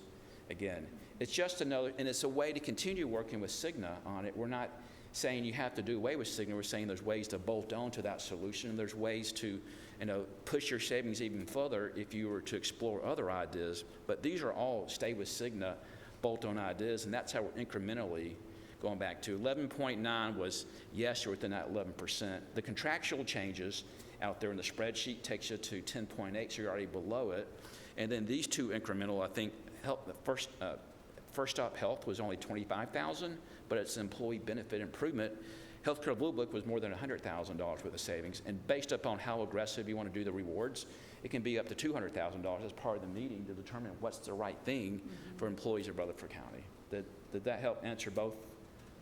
Great, again, very good questions. Yes. I don't want to be impertinent, but I have, both the First Stop Health and the Healthcare Blue Book are very close to other programs that Cigna currently offers. So I'm just curious as to how yours would why you would recommend something different when we already have a like program. Have you studied Cigna's programs to make certain, where they vary in this? Because we do, again, we have the telehealth with them too, and we don't have to pay the $4.95 a month. But I'm guessing what you're going to tell me is that they charge more for the service on the back end. In other words, they charge more for the county to, more of an office visit type cost than what this one does, but we'd have to pay the $4.95 a month. So is there any opportunity there?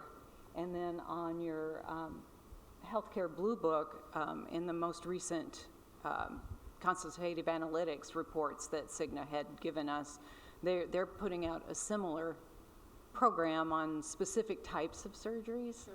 So I don't know if you've studied those or not either, but I'm curious as to how everything compares. Are these the programs that you offer to your clients on, are these your go-to vendors?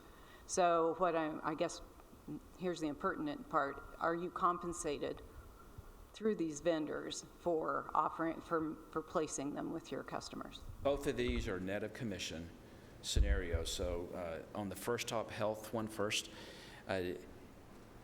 if there was not a return on investment guarantee, 125% of whatever you're paying, to me it's like, why would you not want to do it if they're going to make sure that if you're spending $50,000, you'll get back $60,000, you'll get back $80,000. They're protecting you against that piece. I would say that on other groups that use Cigna from my book of business, the telehealth solution's out there, but it's utilized about 1 or 2 or 3%. And they're saying the utilization, what they see across their total book of business It's about 40% with First Stop Health because they removed the 3 barriers. One is they removed the cost of, if I'm in a high deductible plan, if I'm getting telehealth, a lot of the doctor's offices are still charging me the same as an office visit, so the incentive's not there. The second thing is when I was with Cigna, there's still, you have to do the registration. You have to put in your information, your children's information. Sometimes you put a credit card in to pay for that. And usually when people use this, it's when they're feeling at their worst. And Rusty, I'll stop you because I believe on Cigna now. That's what I thought. So that barrier, it doesn't exist. So you automatically They do enroll. automatically enroll if I'm. Everyone's enrolled, both employee dependents with it. Okay, so you have the enrollment piece with it. There is still a charge for it, correct? Yep. It's up to the client with it. Utilization, we saw 26. And what we're saying here, we can get more than 200 with it. If they don't get it, your fee will be refunded to you in terms of, or that 25%, they'll guarantee 25% more than what you pay with it. So the risk is upon them on that first one. Secondly, on Healthcare Blue Book, that tool is currently out in Cigna. People can be steered to a certain provider with it. I don't have the stats on how many people are using it. What we typically see is not a lot with that. But what's not there at this point on the list, are you guys incentivizing employees to go highest quality, lowest cost? Or is it just more the network says go here, but then you choose where you want to go? I think it's probably how it works. This one, what's nice. Right, the biggest part is rewarding employees to make that decision. So I'm going to drive a mile further down the road to save an extra 50 cents a gallon on gas. This is, if I'm saving the county $5,000, if I get $100 for that, I'll do it on it. That's that mechanism. That's the behavioral science behind it. That, again, you're all in network, but choose the highest quality, lowest cost. This is give them the tool and the incentive to do that. These are all 1-year arrangements in terms of if you say, I don't like it, you can terminate the next year. And I will say, I think one thing that's really important too, whenever you've got control of all the different bolt-ons, no matter where you're moving, no matter 5 years from now, we're in a position where we would have to go to a different carrier or to a different solution. Oh, sorry. Yeah. Sorry, I'm real loud usually, so I'll talk in the mic. One thing I was saying is that whenever you're in a position where you own the bolt-on, that's your contract with a different vendor, then that gives you the opportunity to have control of that no matter what happens with your medical plan. So let's say you have Healthcare Blue Book and you've got First Stop Health, right? No matter if in 5 years from now we decided to make a transition, you guys decided to make a transition to a different carrier or a different style of plan, you still have the opportunity to continue to keep those contracts and you own those. So that's one that I like to kind of take a look at from that perspective, is that you have the opportunity to capture keeping that even if you make a transition later on. Does that sound, yeah, go ahead. So I understand how you would determine, and maybe I'm getting too far in the weeds, but I understand how you would determine what's a high cost versus a low cost, but Sure. Who's determining a quality provider? I mean, who's saying that they're a good one versus a bad one? The analytics firm that Healthcare Blue Book purchased won one in 2022, and they were using them the prior 4 or 5 years. It's a company called Quantum, and Quantum measures all the quality measures out there. Where CMS, Medicare and Medicaid, they measure the cost for outpatient procedures, inpatient procedures, but not really quality. Oftentimes quality is measured based off doctor surveys. This is external validation, and they're measuring things like readmission rates of post-operative infection, readmission rates. The less you can get someone returning back to the emergency room or higher, those are the quality metrics. That will, again, if you go back to the emergency room at the county level, that's another couple $1,000s that hits your bank account that we want to try to prevent that from happening by using the best doctors and also at the lowest cost. Lowest cost isn't always best doctor. You measure both of them, you're getting that right quadrant. And Lois, you asked a minute ago if these were two of our preferred vendors in this space. So one thing I do like about these two is there are other vendors out there that actually allow doctors to buy into what their rating is. And so that's something I like to stay away from, because if you're a doctor that wants to buy your rating, then that's not really giving you a true measure of the quality of care. So that's one reason why we do like Healthcare Blue Book and why we like First Stop. Well, First Stop is not necessarily in that realm, but that's why we like Healthcare Blue Book on top of some of those other vendors that are out there. One more question, and it's a data nerd question now. So how would the information that is derived from these particular types of services be correlated or added into the data records for our analytics that help drive what we want to do to improve the plan and to cut costs? How would all those be added together so that we get a clear picture, other than just the financial savings, that we get a clear picture that we're having better outcomes and improving, the health of our employees going forward? Right. Cigna has an excellent CAP report or a utilization review report. I think you guys get those on a quarterly basis. Some of the measures you would look at is just, are you seeing overall, for example, emergency room visits going down would be for like First Stop Health. Emergency room visits going down. That could also be on Healthcare Blue Book if it's, readmission situations. That would be one of them. We would hopefully see unit costs going down as well with it. Those are going to be directions with it. You would also pair that with Healthcare Blue Book, and First Stop Health have their own dashboards of engagement levels and projected savings. Like we will have for Healthcare Blue Book an exhibit like this right here. It says these are amount of avoided emergency rooms. These are the amounts of avoided urgent care. They ask the question every time you use it, what would you have done if you wouldn't have called us? And you notice even 5% of the time is like, I wouldn't have gone to the doctor. They're measuring these things, so you see I'll use the term utilization deflection. I was going to go here under the old plan, but now I'm going to go there because it's a better value or it's a lower cost. Healthcare Blue Book, again, we should hopefully see lower trend numbers because people are getting higher quality at lower cost on it. So healthcare is always this thing of measuring what didn't happen is always hard.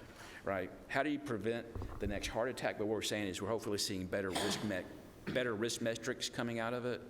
I mean, ask me, Lois, what is another thing you would like to see to get to that? Well, for what you're telling us is that we would notice it because certain items just would no longer be there or they would be different. So does One Digital have the analytic tools to be able to marry this all up so that then the county can see specifically what improvements have been made other than just inferring that, wow, this must be working because we're lower over here? I could give you on First Stop Health.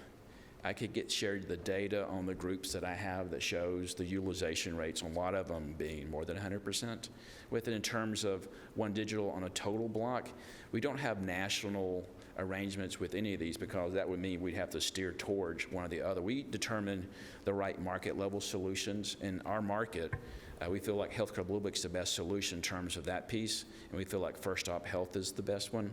But was it more on at the top level side you were wanting to see? I think what she's asking is the data. Here, look, I'm really bad at this microphone thing. I'm just going to have to grab one of those next time, Mayor, because I'm really bad at it. But basically, I think what Lois is asking, correct me if I'm wrong, is you're wanting to see, can we grab that data from Healthcare Blue Book, marry that to what we've got data-wise in maybe a system like Springbuck, et cetera, that we have in-house in order to kind of see what that overall scope looks like? Is that kind of what you're... Exactly. Okay. With all these bolt-ons. Sure. And you've got several different suggested here. Yep. So with all the bolt-ons, we still need to be able to see the total picture of how the plan is performing and what areas we can target. And I was asking if you have the capability of putting that type of information together for the county. Yep, so whenever we get the information from, it depends on which direction we go, right? So as we're looking at the full scope, and like I said, today is not the day that we're gonna decide on which one of these areas that we're gonna take, take that lane, but this is just some of those ideas. And so with Healthcare Blue Book, when we start deep diving, one of the things that we can do with our analytics team, and I'm sure in our Nashville analytics team, when we start kind of looking into what some of that data is that we're getting from Healthcare Blue Book, we can see what the data is year over year and do some comparative to see what that shakes out. And then they're going to also come in Healthcare Blue Book, and correct me if I'm wrong, do they not provide that data set to see what? Yeah, they do. So we do have. Doing a repricing to say, yeah, this is what takes about them 3 to 4 weeks to say, okay, this is your current utilization pattern. If you would have used our solution, your cost would have been different. there's that, what is it going into it, but then once we get real-time Those data, are the we'll show book of this is agent how we value. deflected this cost from where it was going to be. So answer is, there's limited on the front end because we don't have it in place yet, but then there's definitely measurables, deliverables on the back end when you're measuring the data. And there's any number of point solutions that exist out there. You've been in this industry, you know how that is. There's tons of things out there that you can kind of bring to the table to really exercise what is the best fit. So these are just two examples of some of those areas that are point solutions that can bolt on, that can really be a part of the process in order to put cost containment in place. So like we said, this is just a little test. This is some of the things to say, here's where we are. And then if there's other things that you guys would like to see that do something better, we can always evaluate that as well. Okay? Mary, do you have another question? Yes, ma'am. Sure. I know y'all had mentioned, of course, there's a cost for everything. So there's a cost in your first stop health, or what kind of cost are we looking at for the healthcare blue book? The line item that's for projection 3, the number we have for, Oh, healthcare blue book, Yeah. hold on. There we go.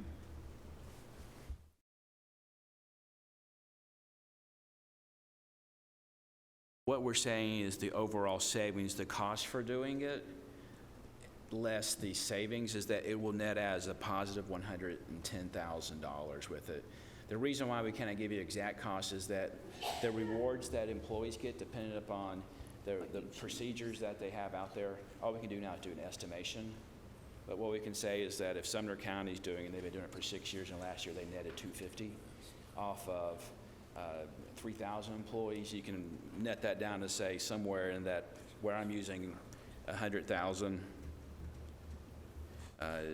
where I'm using my estimation, it's a reasonable amount to put out there, 110,000. That's just giving us another data point on a attached county. Had it for 6 years, but that still saw 250 in savings last year. Okay, so that's actually, that 110,000 is a savings guesstimate. That's correct. And somewhere in amongst that, the cost of it is embedded. That's correct. The cost and those rewards that you're paying employees as well. And on the line right above it, the 25,000, that's First Stop Health. Their cost was 50, the savings is 75 on it. That's what that is. So I mean, these were very. Healthcare Blue Book can go higher on terms of savings, but you're putting more rewards out there. To me, let's get in place. Let's do a base, and then a year from now we can adjust. And the data scientists that they have on saying we should adjust certain rewards to get a better return. That's what we want to do. And, again, to everybody's point, today our biggest goal is to make sure that you can land on budget. So we wanted to kind of give you a good taste of some of those areas that we can take a look into to really dive into what the options are, what works best, et cetera. Now, these are our bolt-on solutions, and I won't bore you too much, but I do think it's worth a visit to talk a little bit about some of the last two pieces of this, okay? So, especially the very last one. And so, Richard, if you'll join me back up here again, I want to talk a little bit about understanding some of the methodology. And I know Paul and I are kind of going through some of the information with some of the carve-out fees and some of the admin fees, because when we're taking a look at what's happening with the rest of our Cigna block of business, we have a couple of clients that are a little bit larger, and some of those fees are a little bit less unbundled. And so that's where we're trying to determine a couple more things where we're going to have some further conversations with Paul and Cigna to really understand some of those pieces. Because, like I said in the beginning, I like to ask why, and it's fine if it is 12, but we want to understand why that number is 12 and why there's further, we just want to investigate. That's just one of those pieces that we like to understand. So, and Richard, do you want to explain a little bit about what this carve-out means so everyone gets what I'm talking about there? Absolutely. Mayor Ketchner, our topic's supposed to last this long? I don't know, but I appreciate you guys hanging in there. All right, I'm back up to the pharmacy, because at the end of the day, I think what Mayor Ketchner had stated was kind of getting back to the 8%, and that's important. First, I want to just touch on Lois real quick. So our pharmacy team, we warehouse all the data, so we get the file feeds from the vendors. We want to make sure to hold them accountable the same way they want to hold us accountable, and put the whole store together. That's the main thing for us. But I say that because here's one more strategy, and and where we want to just kind of, when I talked about, remember that specialty piece, where it's really high cost, and whatever you can do, you can't do anything if it's a high-cost medication. So we want to look at, is there a carve-out solution, meaning on the pharmacy side, with Cigna, perfect. Can we put something in to really make a dent, a meaningful impact on the specialty? And this is kind of talking about, I hinted at it on when I mentioned manufacturer coupons. Think about that as cost containment version 1.0. So there's another bolt-on. I don't want anybody scared of bolt-on, but I think it's important to know what that means. It's not a separate vendor. It is a separate vendor, but it's integrated. They talk to each other. They give each other permissions to allow access to their systems. So looking at specialty costs right now, it was about 59% of total. There's another program that you would layer on called Paid Health. They're an alternate funding solution. Think of that as coupons on steroids. The same manufacturer sets up foundations and grants, and they seek to find 100% of the cost of the medication. They do charge a 30% shared savings fee. If it was easy, then all of us would do that. But that would be the strategy. We've actually had talks with Cigna, and I've talked to Paul's counterparts as well. I'm like, I think it's a great solution, kind of making something where this trend, we've got to curb it somehow. And they've started it. I think they have it in for a few groups. For us, this concept was really brought to us back in 2019 in our consulting team. I just want to bring some reassurance. If you decide to turn this on, you don't turn it on now, you could always turn it on later, but we have over 80 clients that have turned it on, so I just want to make sure you guys know it's not a pilot or anything like that, but this would make a significant, I guess, impact in terms of savings on the specialty side. And also what we have experienced already with Rutherford County is 2019, if nothing changed, we're good. I think our budget's good, but since we've been taking these, I guess, sort of hits here, 4 million there, 4 million the next year, this is, I think, in my opinion, a proactive measure to sort of have in place for risk we haven't even seen yet. So that's the option four. Option four, you'd have to, we look at carve out. Obviously, we would want to continue conversations with Cigna in terms of, allowing this, and what does that look like in terms of, does it affect the contract? What does it mean for the actual employees? I think that's the major piece. I don't want to really affect them at all. We want to make sure that there's high-touch service there. So this is looking at a carve-out option right now where it's more been a tried-and-true method. You'd get the same when we talked about the contract discounts. So you have that just switching, or if you decided to move, I think there's that fear of change. Making sure we alleviate that. We're not going to set and forget it. We stay there. But as far as the opportunity, I think contractually you're still at the same baseline with the Cigna renewal offer, but then you have the ability to turn on this bolt-on program there. And not leaving the medical Cigna piece, there is a fee for carving out the pharmacy side, and it's around like $12 PEPM, so that's why that's still 9.2% savings. Again, I believe we'd have to ask for kind of I guess, accommodation to allow carve-out. There's certain vendors that Cigna allow carve-out to, but that's something we would have a discussion with Paul on. Mm-hmm.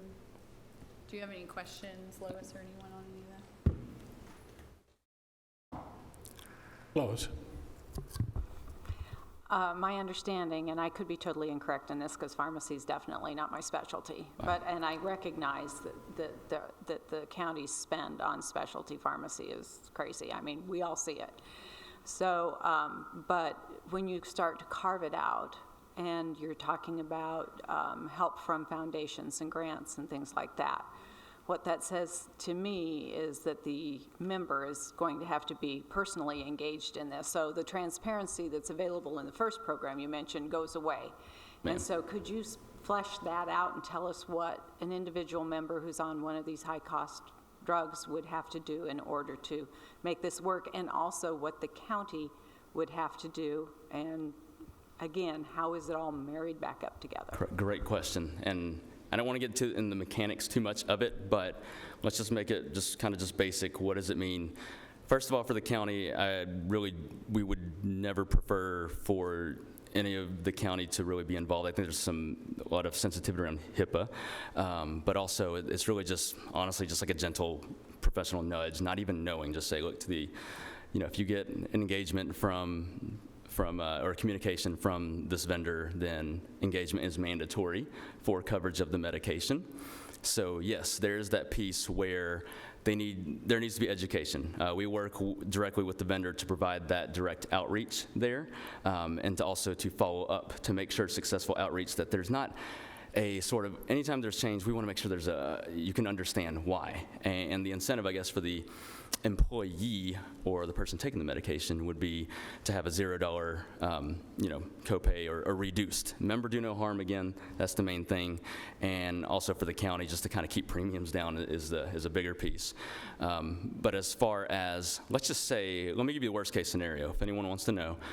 Let's say you engage with the vendor and they get through this funding and they're like, Lois, you didn't meet the criteria for it, or eligibility for it, so sorry. Are you left out to dry? No. It simply gets appealed back, and then it hits the plan design, so essentially what's in place today. So that's the main thing I wanted to drive home. Again, there's a lot of mechanics there. There's a lot of questions that people will ask me about it, but essentially, time and time again, this is not to harm the employees at all. Keep the same medication. We're not getting this from some foreign drug procurement, which we've seen popular in other countries. But no, it's keeping the same, really a lot of times the same side of care. Sometimes they'll change it to the manufacturer pharmacy, but it's really just tapping into that full financial assistance. And talk a little bit, Richard, about the metrics of what we see, because I know I have several clients that I work with you on, and when we see that engagement, everything we do, we always like to have data behind it, right? So we don't want to just put in a program and say, we hope this works. We've actually got criteria and data behind that shows that it actually does work, and we see high engagement rates in that. And like to his point, if something doesn't go, if an employee doesn't want to take that step, they have the opportunity to continue to exist just like they are, right? So, yeah. Correct, yeah. So it is mandatory engagement in the first. You just have to engage. That's the main thing. You can't just say, I'm not going to do this, and that's kind of the optics there, but at the same time, we need some teeth in there. But at the end of the day, as long as you engage, then you're going to be held, whole for that medication. The other piece I would tell you is, I guess, moving on. Do you want to move on to option 5? Yeah, let's go to that. All right, and close it up. All right, so this is looking at carving out the PBM, and remember I talked about that $12 per employee per month fees. I think that roughly comes around like $165,000 for the plan annually. So this is kind of trying to avoid that. Again, this is just an option, and I don't know if if the group's ready yet, but this would be looking at moving to a third-party administrator for their medical care. It's not my wheelhouse, but at the same time, that is something where a lot of our clients have chosen to go that route to kind of get the same on the medical, but then be able to carve out without layering in those fees. And then Whitney, you had talked about what that looks like in terms of savings. I think that's kind of why we want to talk about that. Let me just tell you, as far as the alternate funding solution, we like to we want to make sure you can reach a budget that is reasonable, it's conservative. Typically, when you see things getting thrown out there and promoted, so you'll see like 60% savings, and I'm like, no, that's too good to be true. If it's too good to be true, hits my radar. You'll lose out on some different price concessions because it's kind of flowing outside of the PBM. It's like the bolt-on. Typically, we see around conservatively about 30% net savings after fees, after loss of rebates, all that. So on the pharmacy, yes. Pharmacy, yep. And to kind of give you a little bit more color into what that component model is with going with a TPA. A lot of people are afraid of that when you hear for the employee level, because it's like, okay, we've got a lot of disruption that's going to happen.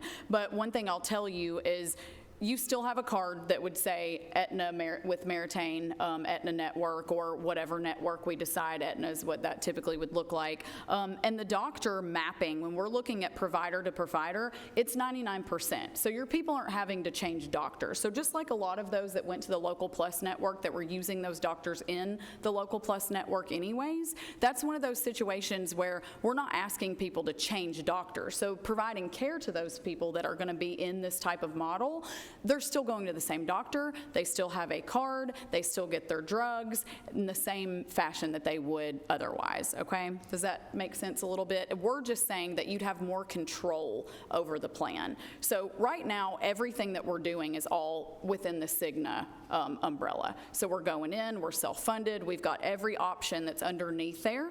And then what we're saying is in the component model, and this is the way I like to describe it. If you're building a house, right? Let's say that you're building a house in a neighborhood, and on one side you've got, you'll go to the neighborhood and they've got floor plans you can pick from.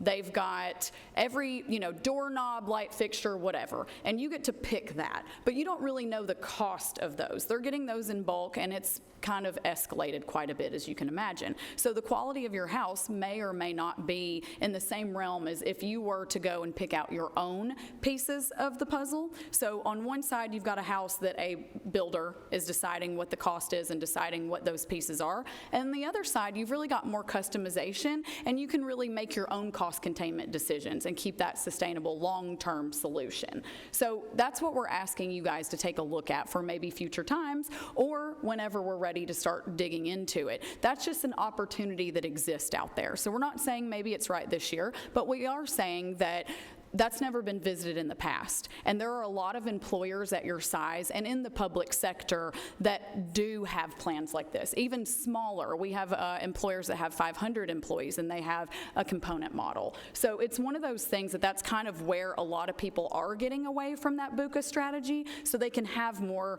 of the control on that. Rusty, do you have anything to add for color as far as like the component model or anything that you see success with? Got a question? Sure. Oh, yes, go ahead.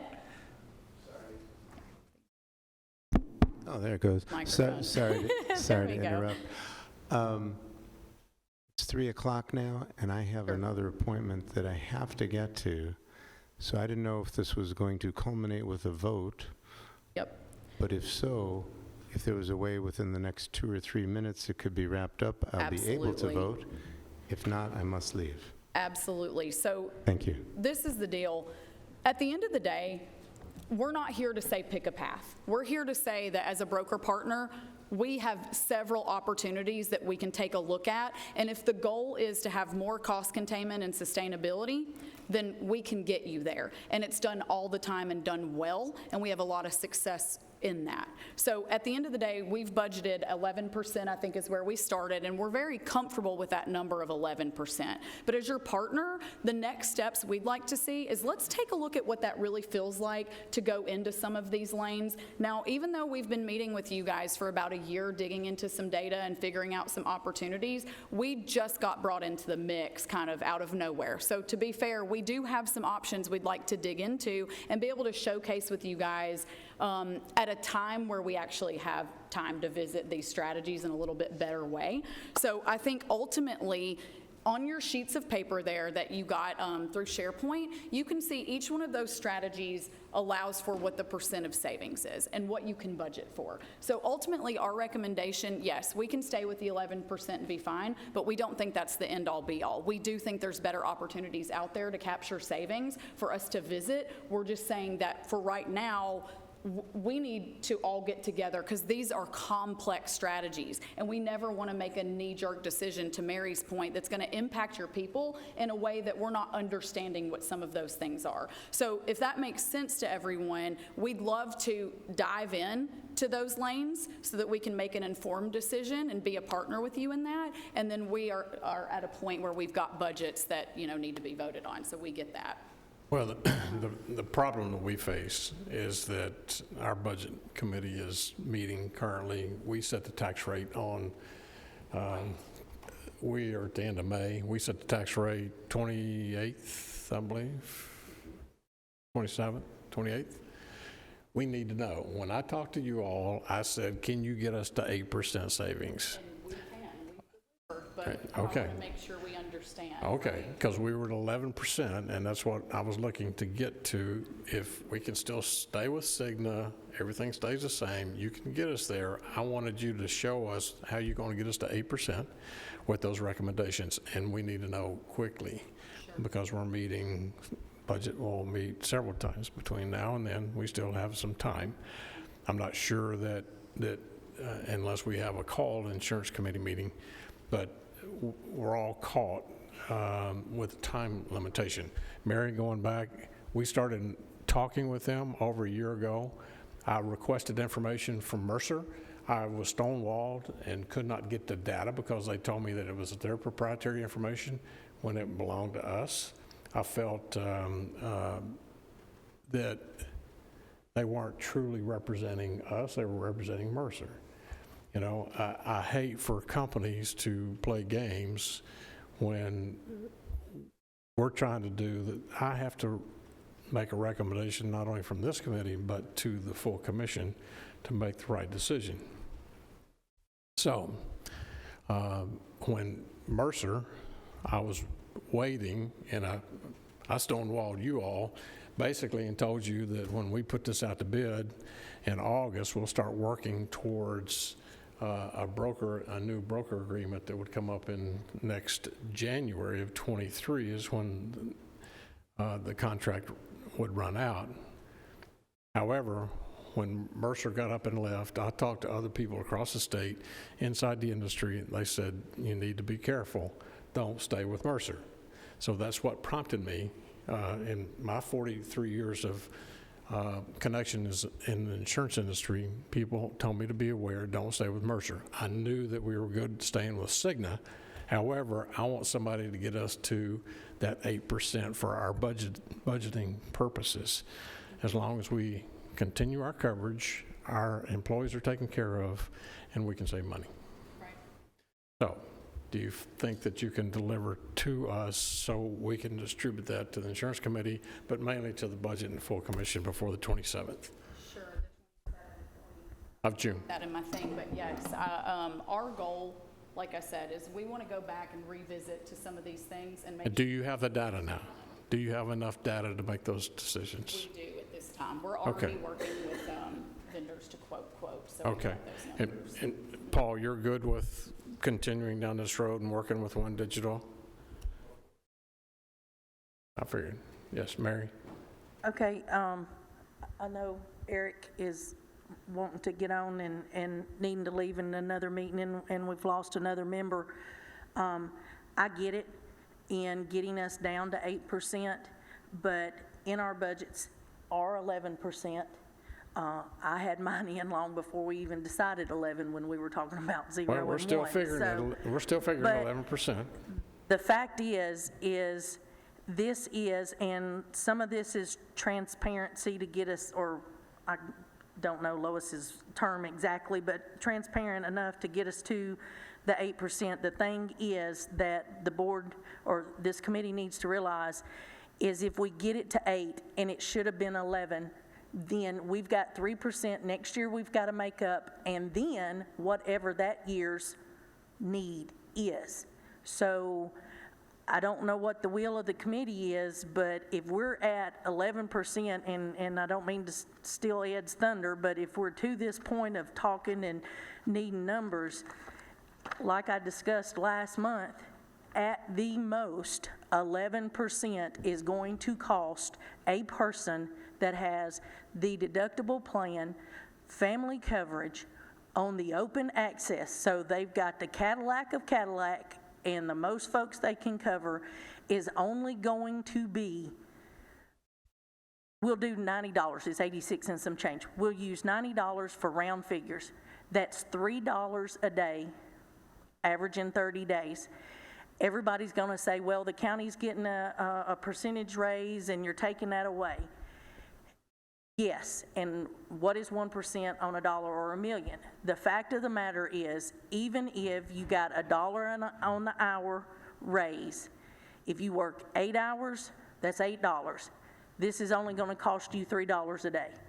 On the medical, what Ed has presented as at 11%, I think that we need to be very careful, and I personally think we need to go with the 11%. And this One Digital can come when we discuss doing an RFQ to get some brokers in here for maybe a August or September, move the date up since we are kind of left holding a bag of empty with no broker. But I'm to the point, and I really appreciate your time, and it's all well and good, but for this year, if we're not going to knee-jerk and go to the state, let's cautiously go 11%, give y'all time to come back, and if you RFQ and are part of the group that gets to come, we can look at all of this, and I definitely want Mr. Paul Huffman to have a chance to come and tell us if Cigna could do any of this, if it is available through whom we already have. So I don't know what Mr. Eric's looking for, and I don't want to steal any thunder, but I'm to the point that I'm ready to make a motion strictly on the medical that we do the 11% to be on a more cautious side, because if we don't hit 11% and it was 8, then yay, we've put 3% back. But what if we do 8 and it's 11?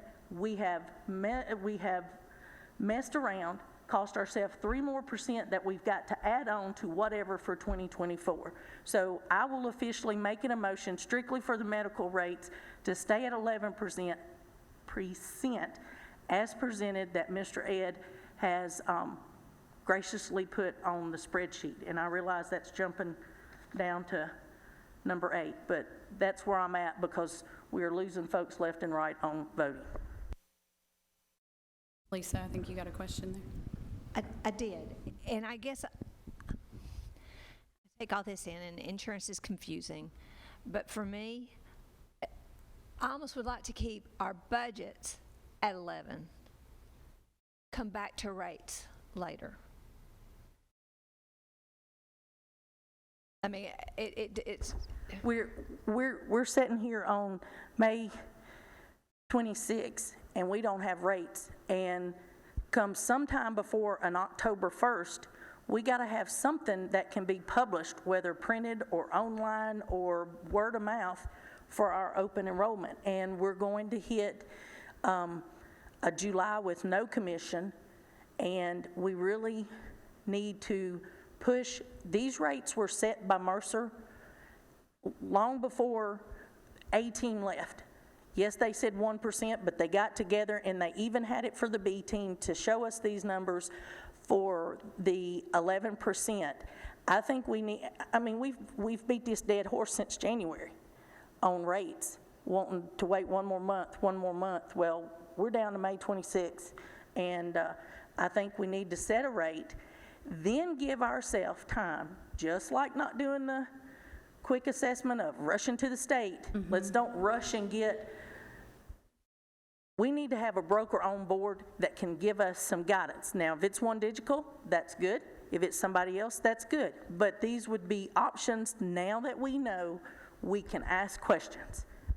Are these rates, each rate, 11% higher than the current year? Every single rate is 11%? Yes. Okay.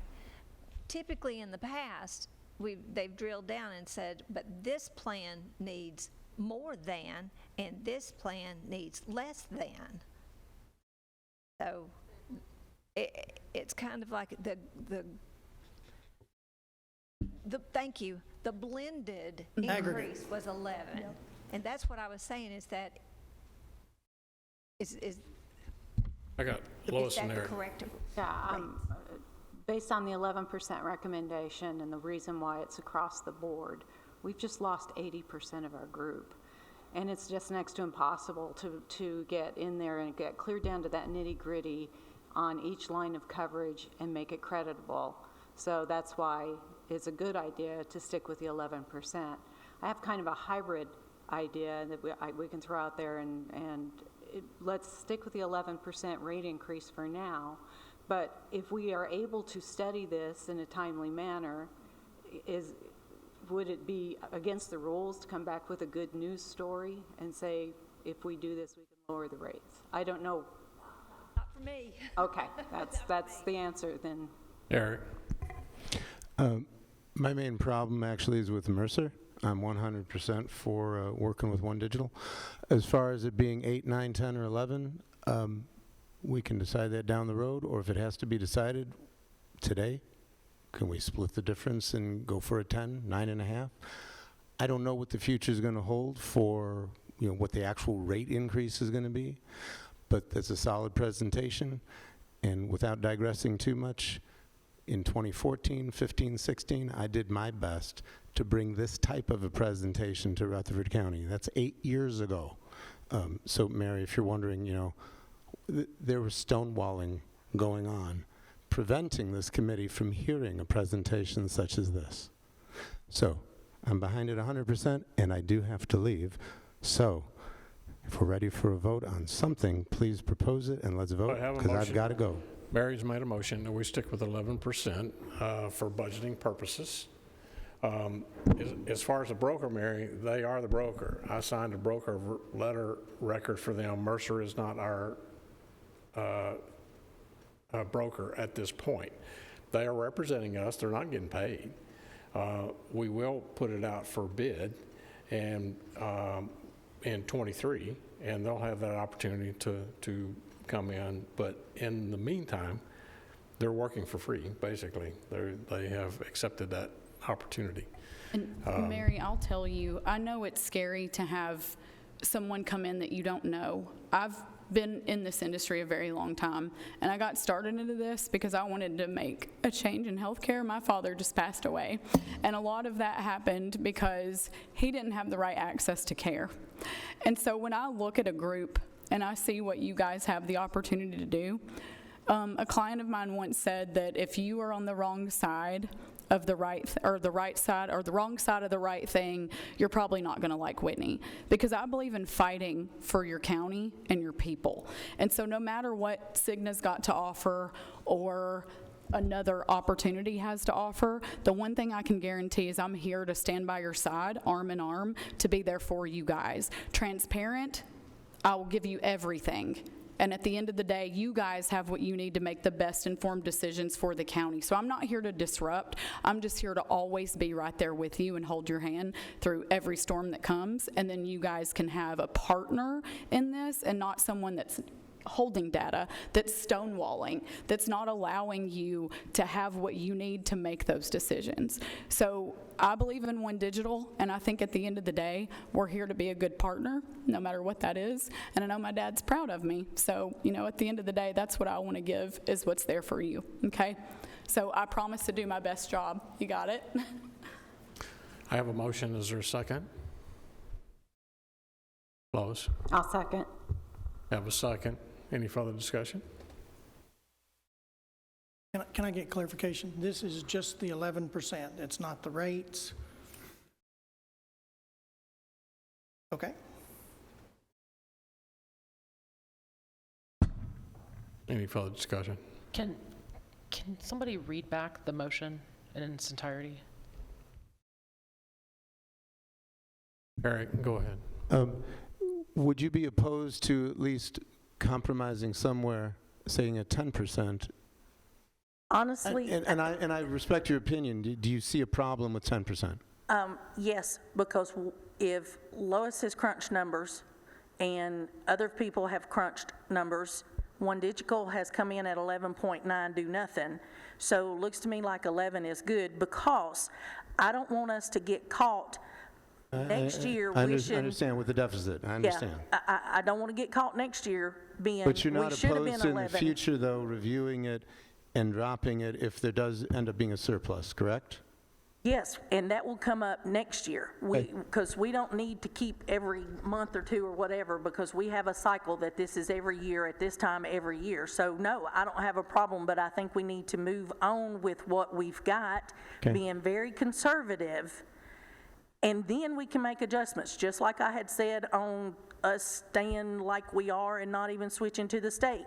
Let's make it okay for 23, and in 23, let's look at what we can do in 24. I'm with you. So that I don't get a speeding ticket, can we vote? Any other comments, questions? And Mary, I agree with you. The 11% is safe, but at the end of the day, if there is an opportunity for us to show you some of those deeper dives, there could be opportunities for savings. So maybe we revisit that at some point, and then today go with that 11. Does that sound fair too, Lois? Okay. So Mary, to make sure on the motion, it was to go ahead and approve the 11% increase in rates for 2023 for the medical as presented in item 8 on the agenda. All right. That was everybody seconded by Lois. Does everybody understand the motion? Shay? I just want to make sure. I want to make sure I understand. I'm sorry, I'm so tired right now.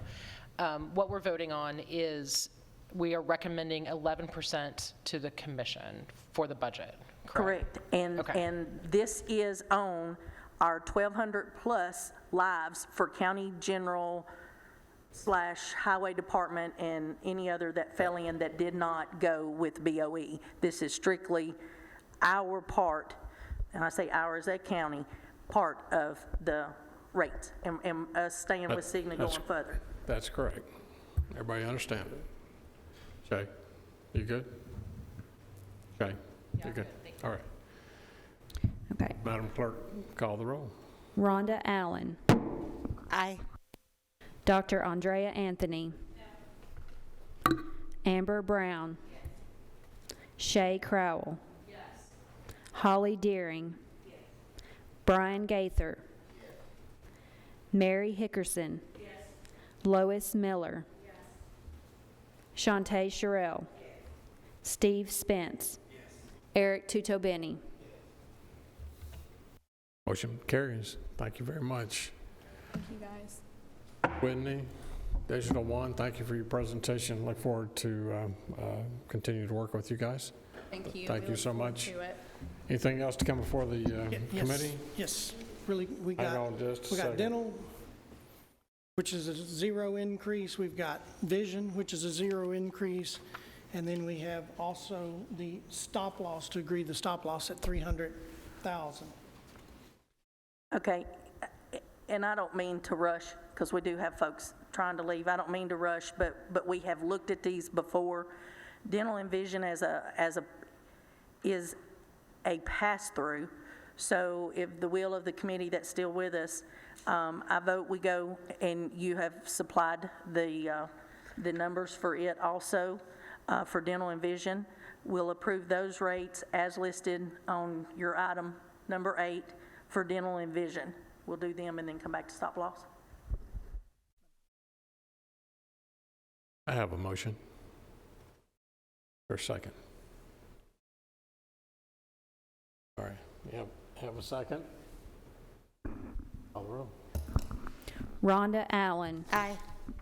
Dr. Andrea Anthony. Can we get the motion read back one more time? I apologize. That's I need it okay. one more Her time. motion was to go with the quotes on dental and vision. Is that correct? Okay.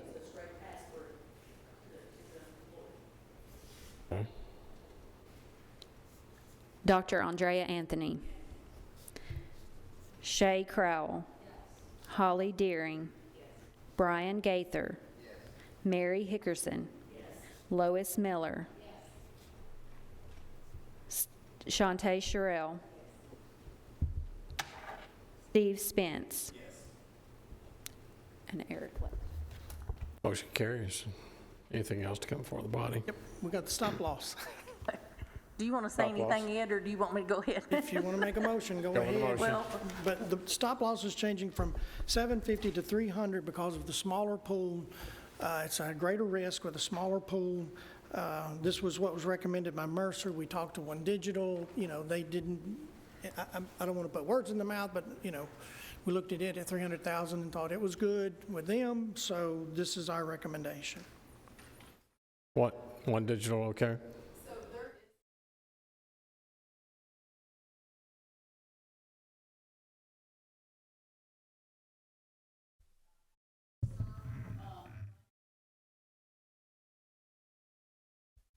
Sorry, guys.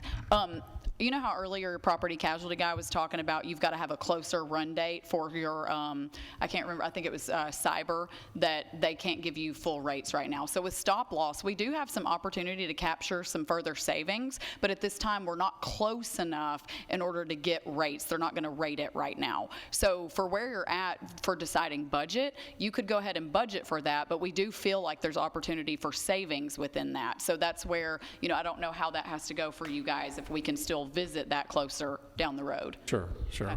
We'll just go with the motion as is, and then those rates will allow us to negotiate that.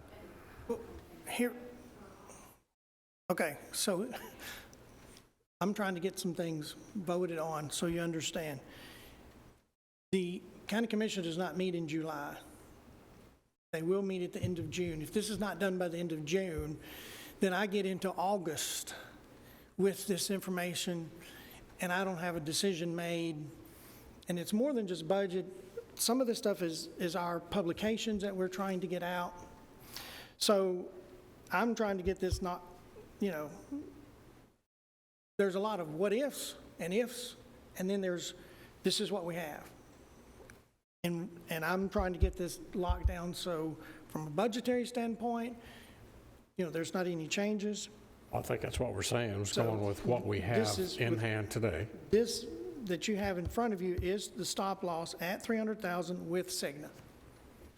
Okay, I would like to make that motion, but I'd also like to add something to it because we need to, several months ago, we discussed and actually made a motion to do away with the deductible plan.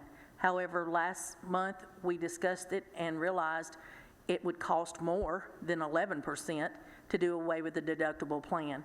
So if the will of the committee, I make a motion that we switch to the $300,000 stop loss, staying with Cigna, and also, because it makes up that 11%, leave the deductible plan as is, where it is, with nobody able to come on. You're on it, and when you come off, you can't get back on it. So I think that needs to be in a motion if it needs to be in two, because I think it needs to be readdressed since there's one hanging out there that hasn't gone further.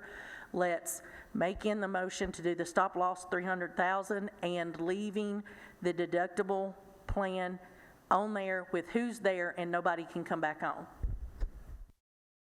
I'll second that with a comment. All right.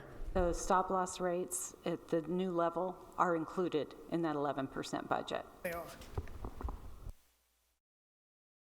Okay, duly noted. All right. Any further questions on the motion, on the stop loss? Call the roll, Susan. Rhonda Allen. Aye. Dr. Andrea Anthony. Shay Crowell. Holly Deering. Brian Gaither. Mary Hickerson. Lois Miller. Shantae Sherrill. Steve Spence.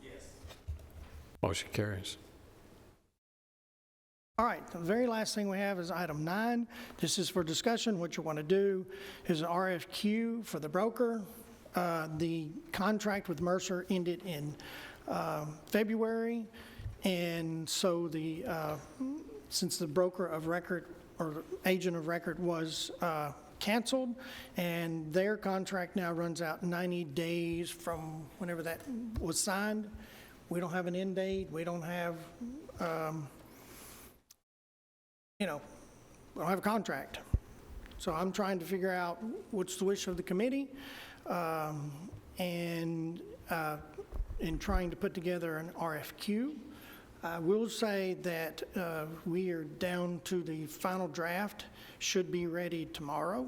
So whatever the wish of the committee is, I think the earliest it can be done is to be brought back to this committee in July, and then to be effective whatever date you want to make it effective. July, and then county commission approval, and then that would be the August meeting, and then effective whatever day you want to make it effective. I think it could probably be as early as September 1 if that's what you wanted. Okay, I really think, and I'm doing this based on how we handle bids/RFPs or having a vendor or a contractor work on something. If they had to be canceled, we had to, at the next available time, put it back out for advertisement, put it out back, go back to the rebid. So I realize, and I do appreciate One Digital doing what they're doing, and like the chairman said, they're doing it for free right now.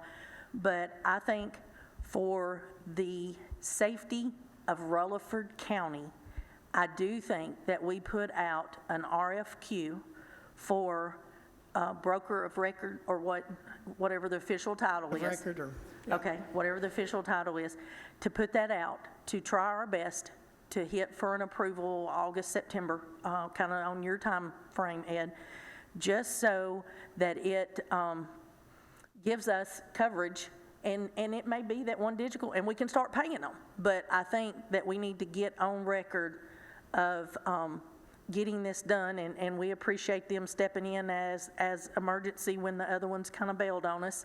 But I think we need to do this so that we are being very transparent and having able, and now that we know some items they got, we can ask Cigna or other people, what do you have? So yes, I would make a motion that we start an RFQ discussion, or the RFQ process for broker of record for Rutherford County. I'll second that, but I also have a couple of comments to make on it. So I feel like, first of all, I feel like we abandoned the Mercer relationship prematurely. You know, they were here last month. Our contract was with Mercer, not with the reps who left. And so all that was going on in real time, and they were standing in front of us last month, and we could have talked about it then, and we didn't. And so in subsequent meetings, as I began to learn about the timeline and how that the new relationship was formed and the old relationship was left, it left a little bit of a sour taste in my mouth, feeling like we weren't as transparent with the citizens of Rutherford County as we need to be the employees of Rutherford County. So I do think the RFQ process needs to begin as soon as possible. And again, I don't care who gets it. I don't have strong feelings about who we award the contract to. I just want to be completely transparent and make sure that everybody who's qualified, who has the opportunity to bid on it, has a chance to bid on it, so that we're getting the best bang for our buck. And they gave a lovely presentation. They seem like really sharp folks. I think they'll turn in a great application. I just want to make sure that it's open to everybody. Along those lines, in years past, I thought we met in June, and it was July we did not meet. So this committee could meet June 23rd and would still have time to move this RFQ process along before the July break for the full commission. So I'm just thinking about timing-wise. No, what I'm getting at with the RFQ is the fastest we can get it ready, get it advertised, get people, questions, get bids in, get it to purchasing, and then back to this committee for a recommendation, then back to purchasing to say it's okay, because they usually take it under advisement, and then get it back to the budget committee and the August, it would be the August commission meeting. There's no way we could get it done by June in time to get it advertised and out and get the bids back in. Okay. And it's tight. It's very tight to get it done by August, but okay. There's a time frame to get it done. Okay. And I'm like you. I'm sad. Whatever time frame you can meet. I'm not trying to add work to your life. We're trying to make this process easier, not harder. So I do have some things. I want to come back and talk about the state in just a second. But if we're ready to vote on this with the RFQ, I'm fine ending that conversation here. I have a motion. Is there a second? I seconded. Second. No, didn't have an effective date. Yeah, just start. It was just to start. Just on RFP. Just on RFP. All right. Susan, call the roll, please. Rhonda Allen. Yes. Dr. Andrea Anthony. Shay Crowell. Holly Deering. Brian Gaither. Mary Hickerson.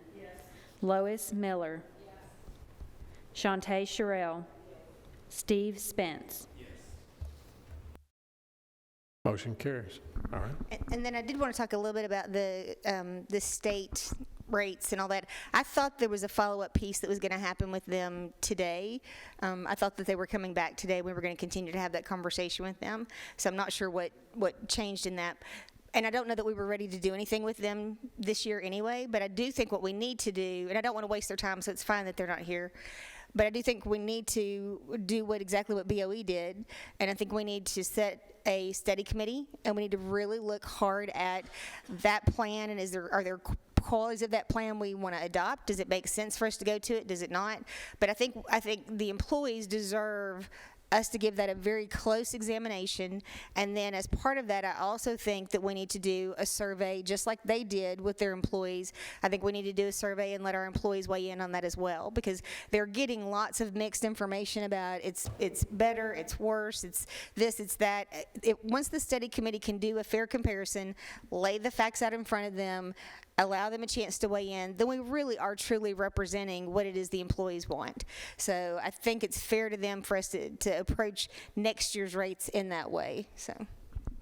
And Commissioner Allen, that is in the RFQ for the brokers to help us with that. So that is part of the difference in the RFQ that was last time and the RFQ this time. Tanya. Commissioner Allen, you're talking about, though, that study committee would not be to put it in place by 1/1/23. Okay, I just wanted to make sure. I was like, okay. Also, Barry. Go ahead. No, go ahead, Ann. Also, to try to speed up, to keep things flowing, would the committee object for us putting together like a subcommittee? Because I anticipate there may be 7, 8, 9, based on the interest I've had for the last year or so. If someone, hey, when you're going to put it out, give me a call, let me know. Us putting together maybe a subcommittee to have study those and narrow it down maybe to this committee to the top 3. I don't know if I need that in form of a motion, but I see everybody's nodding their heads. Unless you want to go through a 5-6 hour meeting to go over all 7 or 8 of them. I think that's typically what we've asked staff to do in the past. Okay. Is to just screen the candidates, and again, because I know we've seen that before, where you've laid out just even today, the ones that met the criteria, the ones that didn't, and if there are ones that are just, stellar, that stand out, and ones that just don't meet the mark at all, I trust you and your staff. I trust your judgment. If you want to assemble a group of folks to help advise you on that, I think that's perfectly within your purview to do that. Okay. Okay, the only other thing is, and it is totally up to the committee or Mr. Paul with Cigna, I just really think he needs the opportunity, if he wishes, to not really do a rebuttal, but a rebuttal on what can Cigna do, and do they have anything, like One Digital was saying, of bringing the health care blue book and that First Health savings. I just think that we need to have Cigna's opportunity to give us a presentation on that. So it's the will of the committee or the chairman and Ed, but I really think that we need to give Mr. Paul Huffman the opportunity. Don't have to be today, it might be putting him on the spot, but I think he needs the opportunity to rebuttal and show what we're getting with Cigna, and if we're wanting to change, Cigna also has this, and this to offer under the same umbrella of already having them on board.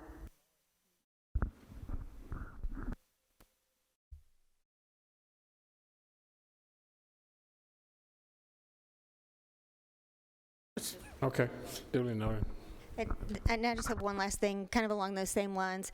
One of the things that we talked about that could potentially affect rates if BOE left was the price that it costs to run the clinics. And so I know we're on a contract cycle with those. I don't know where we're at in that contract cycle, and I don't know if that's a separate piece that you need to be evaluating right now, because I'm certain we'd need to give them notice if we were going to make some changes with that. But there needs to be a serious conversation happening right now between your office, Cigna, and the leadership of those clinics to figure out what's the future of the clinics, what does that look like, and what does it mean in terms of rates for our employees. To answer your question, we're meeting on a regular basis. The clinics, of course, are good through end of this year. And then we would be looking, as I've mentioned before, we're looking at occupational medicine. Sonia and I have worked together, met with them several times, talked to them several times to see what our utilization would be at that point, trying to see if our model needs to change, because now it's going to be it will be impossible to support 3 clinics with the number of people that we have. So looking at, can we support one clinic, and can we do occupational medicine in it, and what would the utilization look like with it, and cost savings that there might be with it, because, and we right now in the rates, I think there's 500,000 plugged into the medical clinics, just the county general's portion of it. So, and again, we've got a little bit of time with that, because if we shut down 2 and we stayed with 1, their contract ends I think August of 2023. That would be the end of their contract. So, and you could decide to just not renew the contract at that point if you were down to just 1 clinic, and we saw that it wasn't a cost savings, that the utilization might be even less than what we anticipated or more than what we anticipated for that 8 months that they might be open. But that 500,000 is in the rates, the 11% rates right now.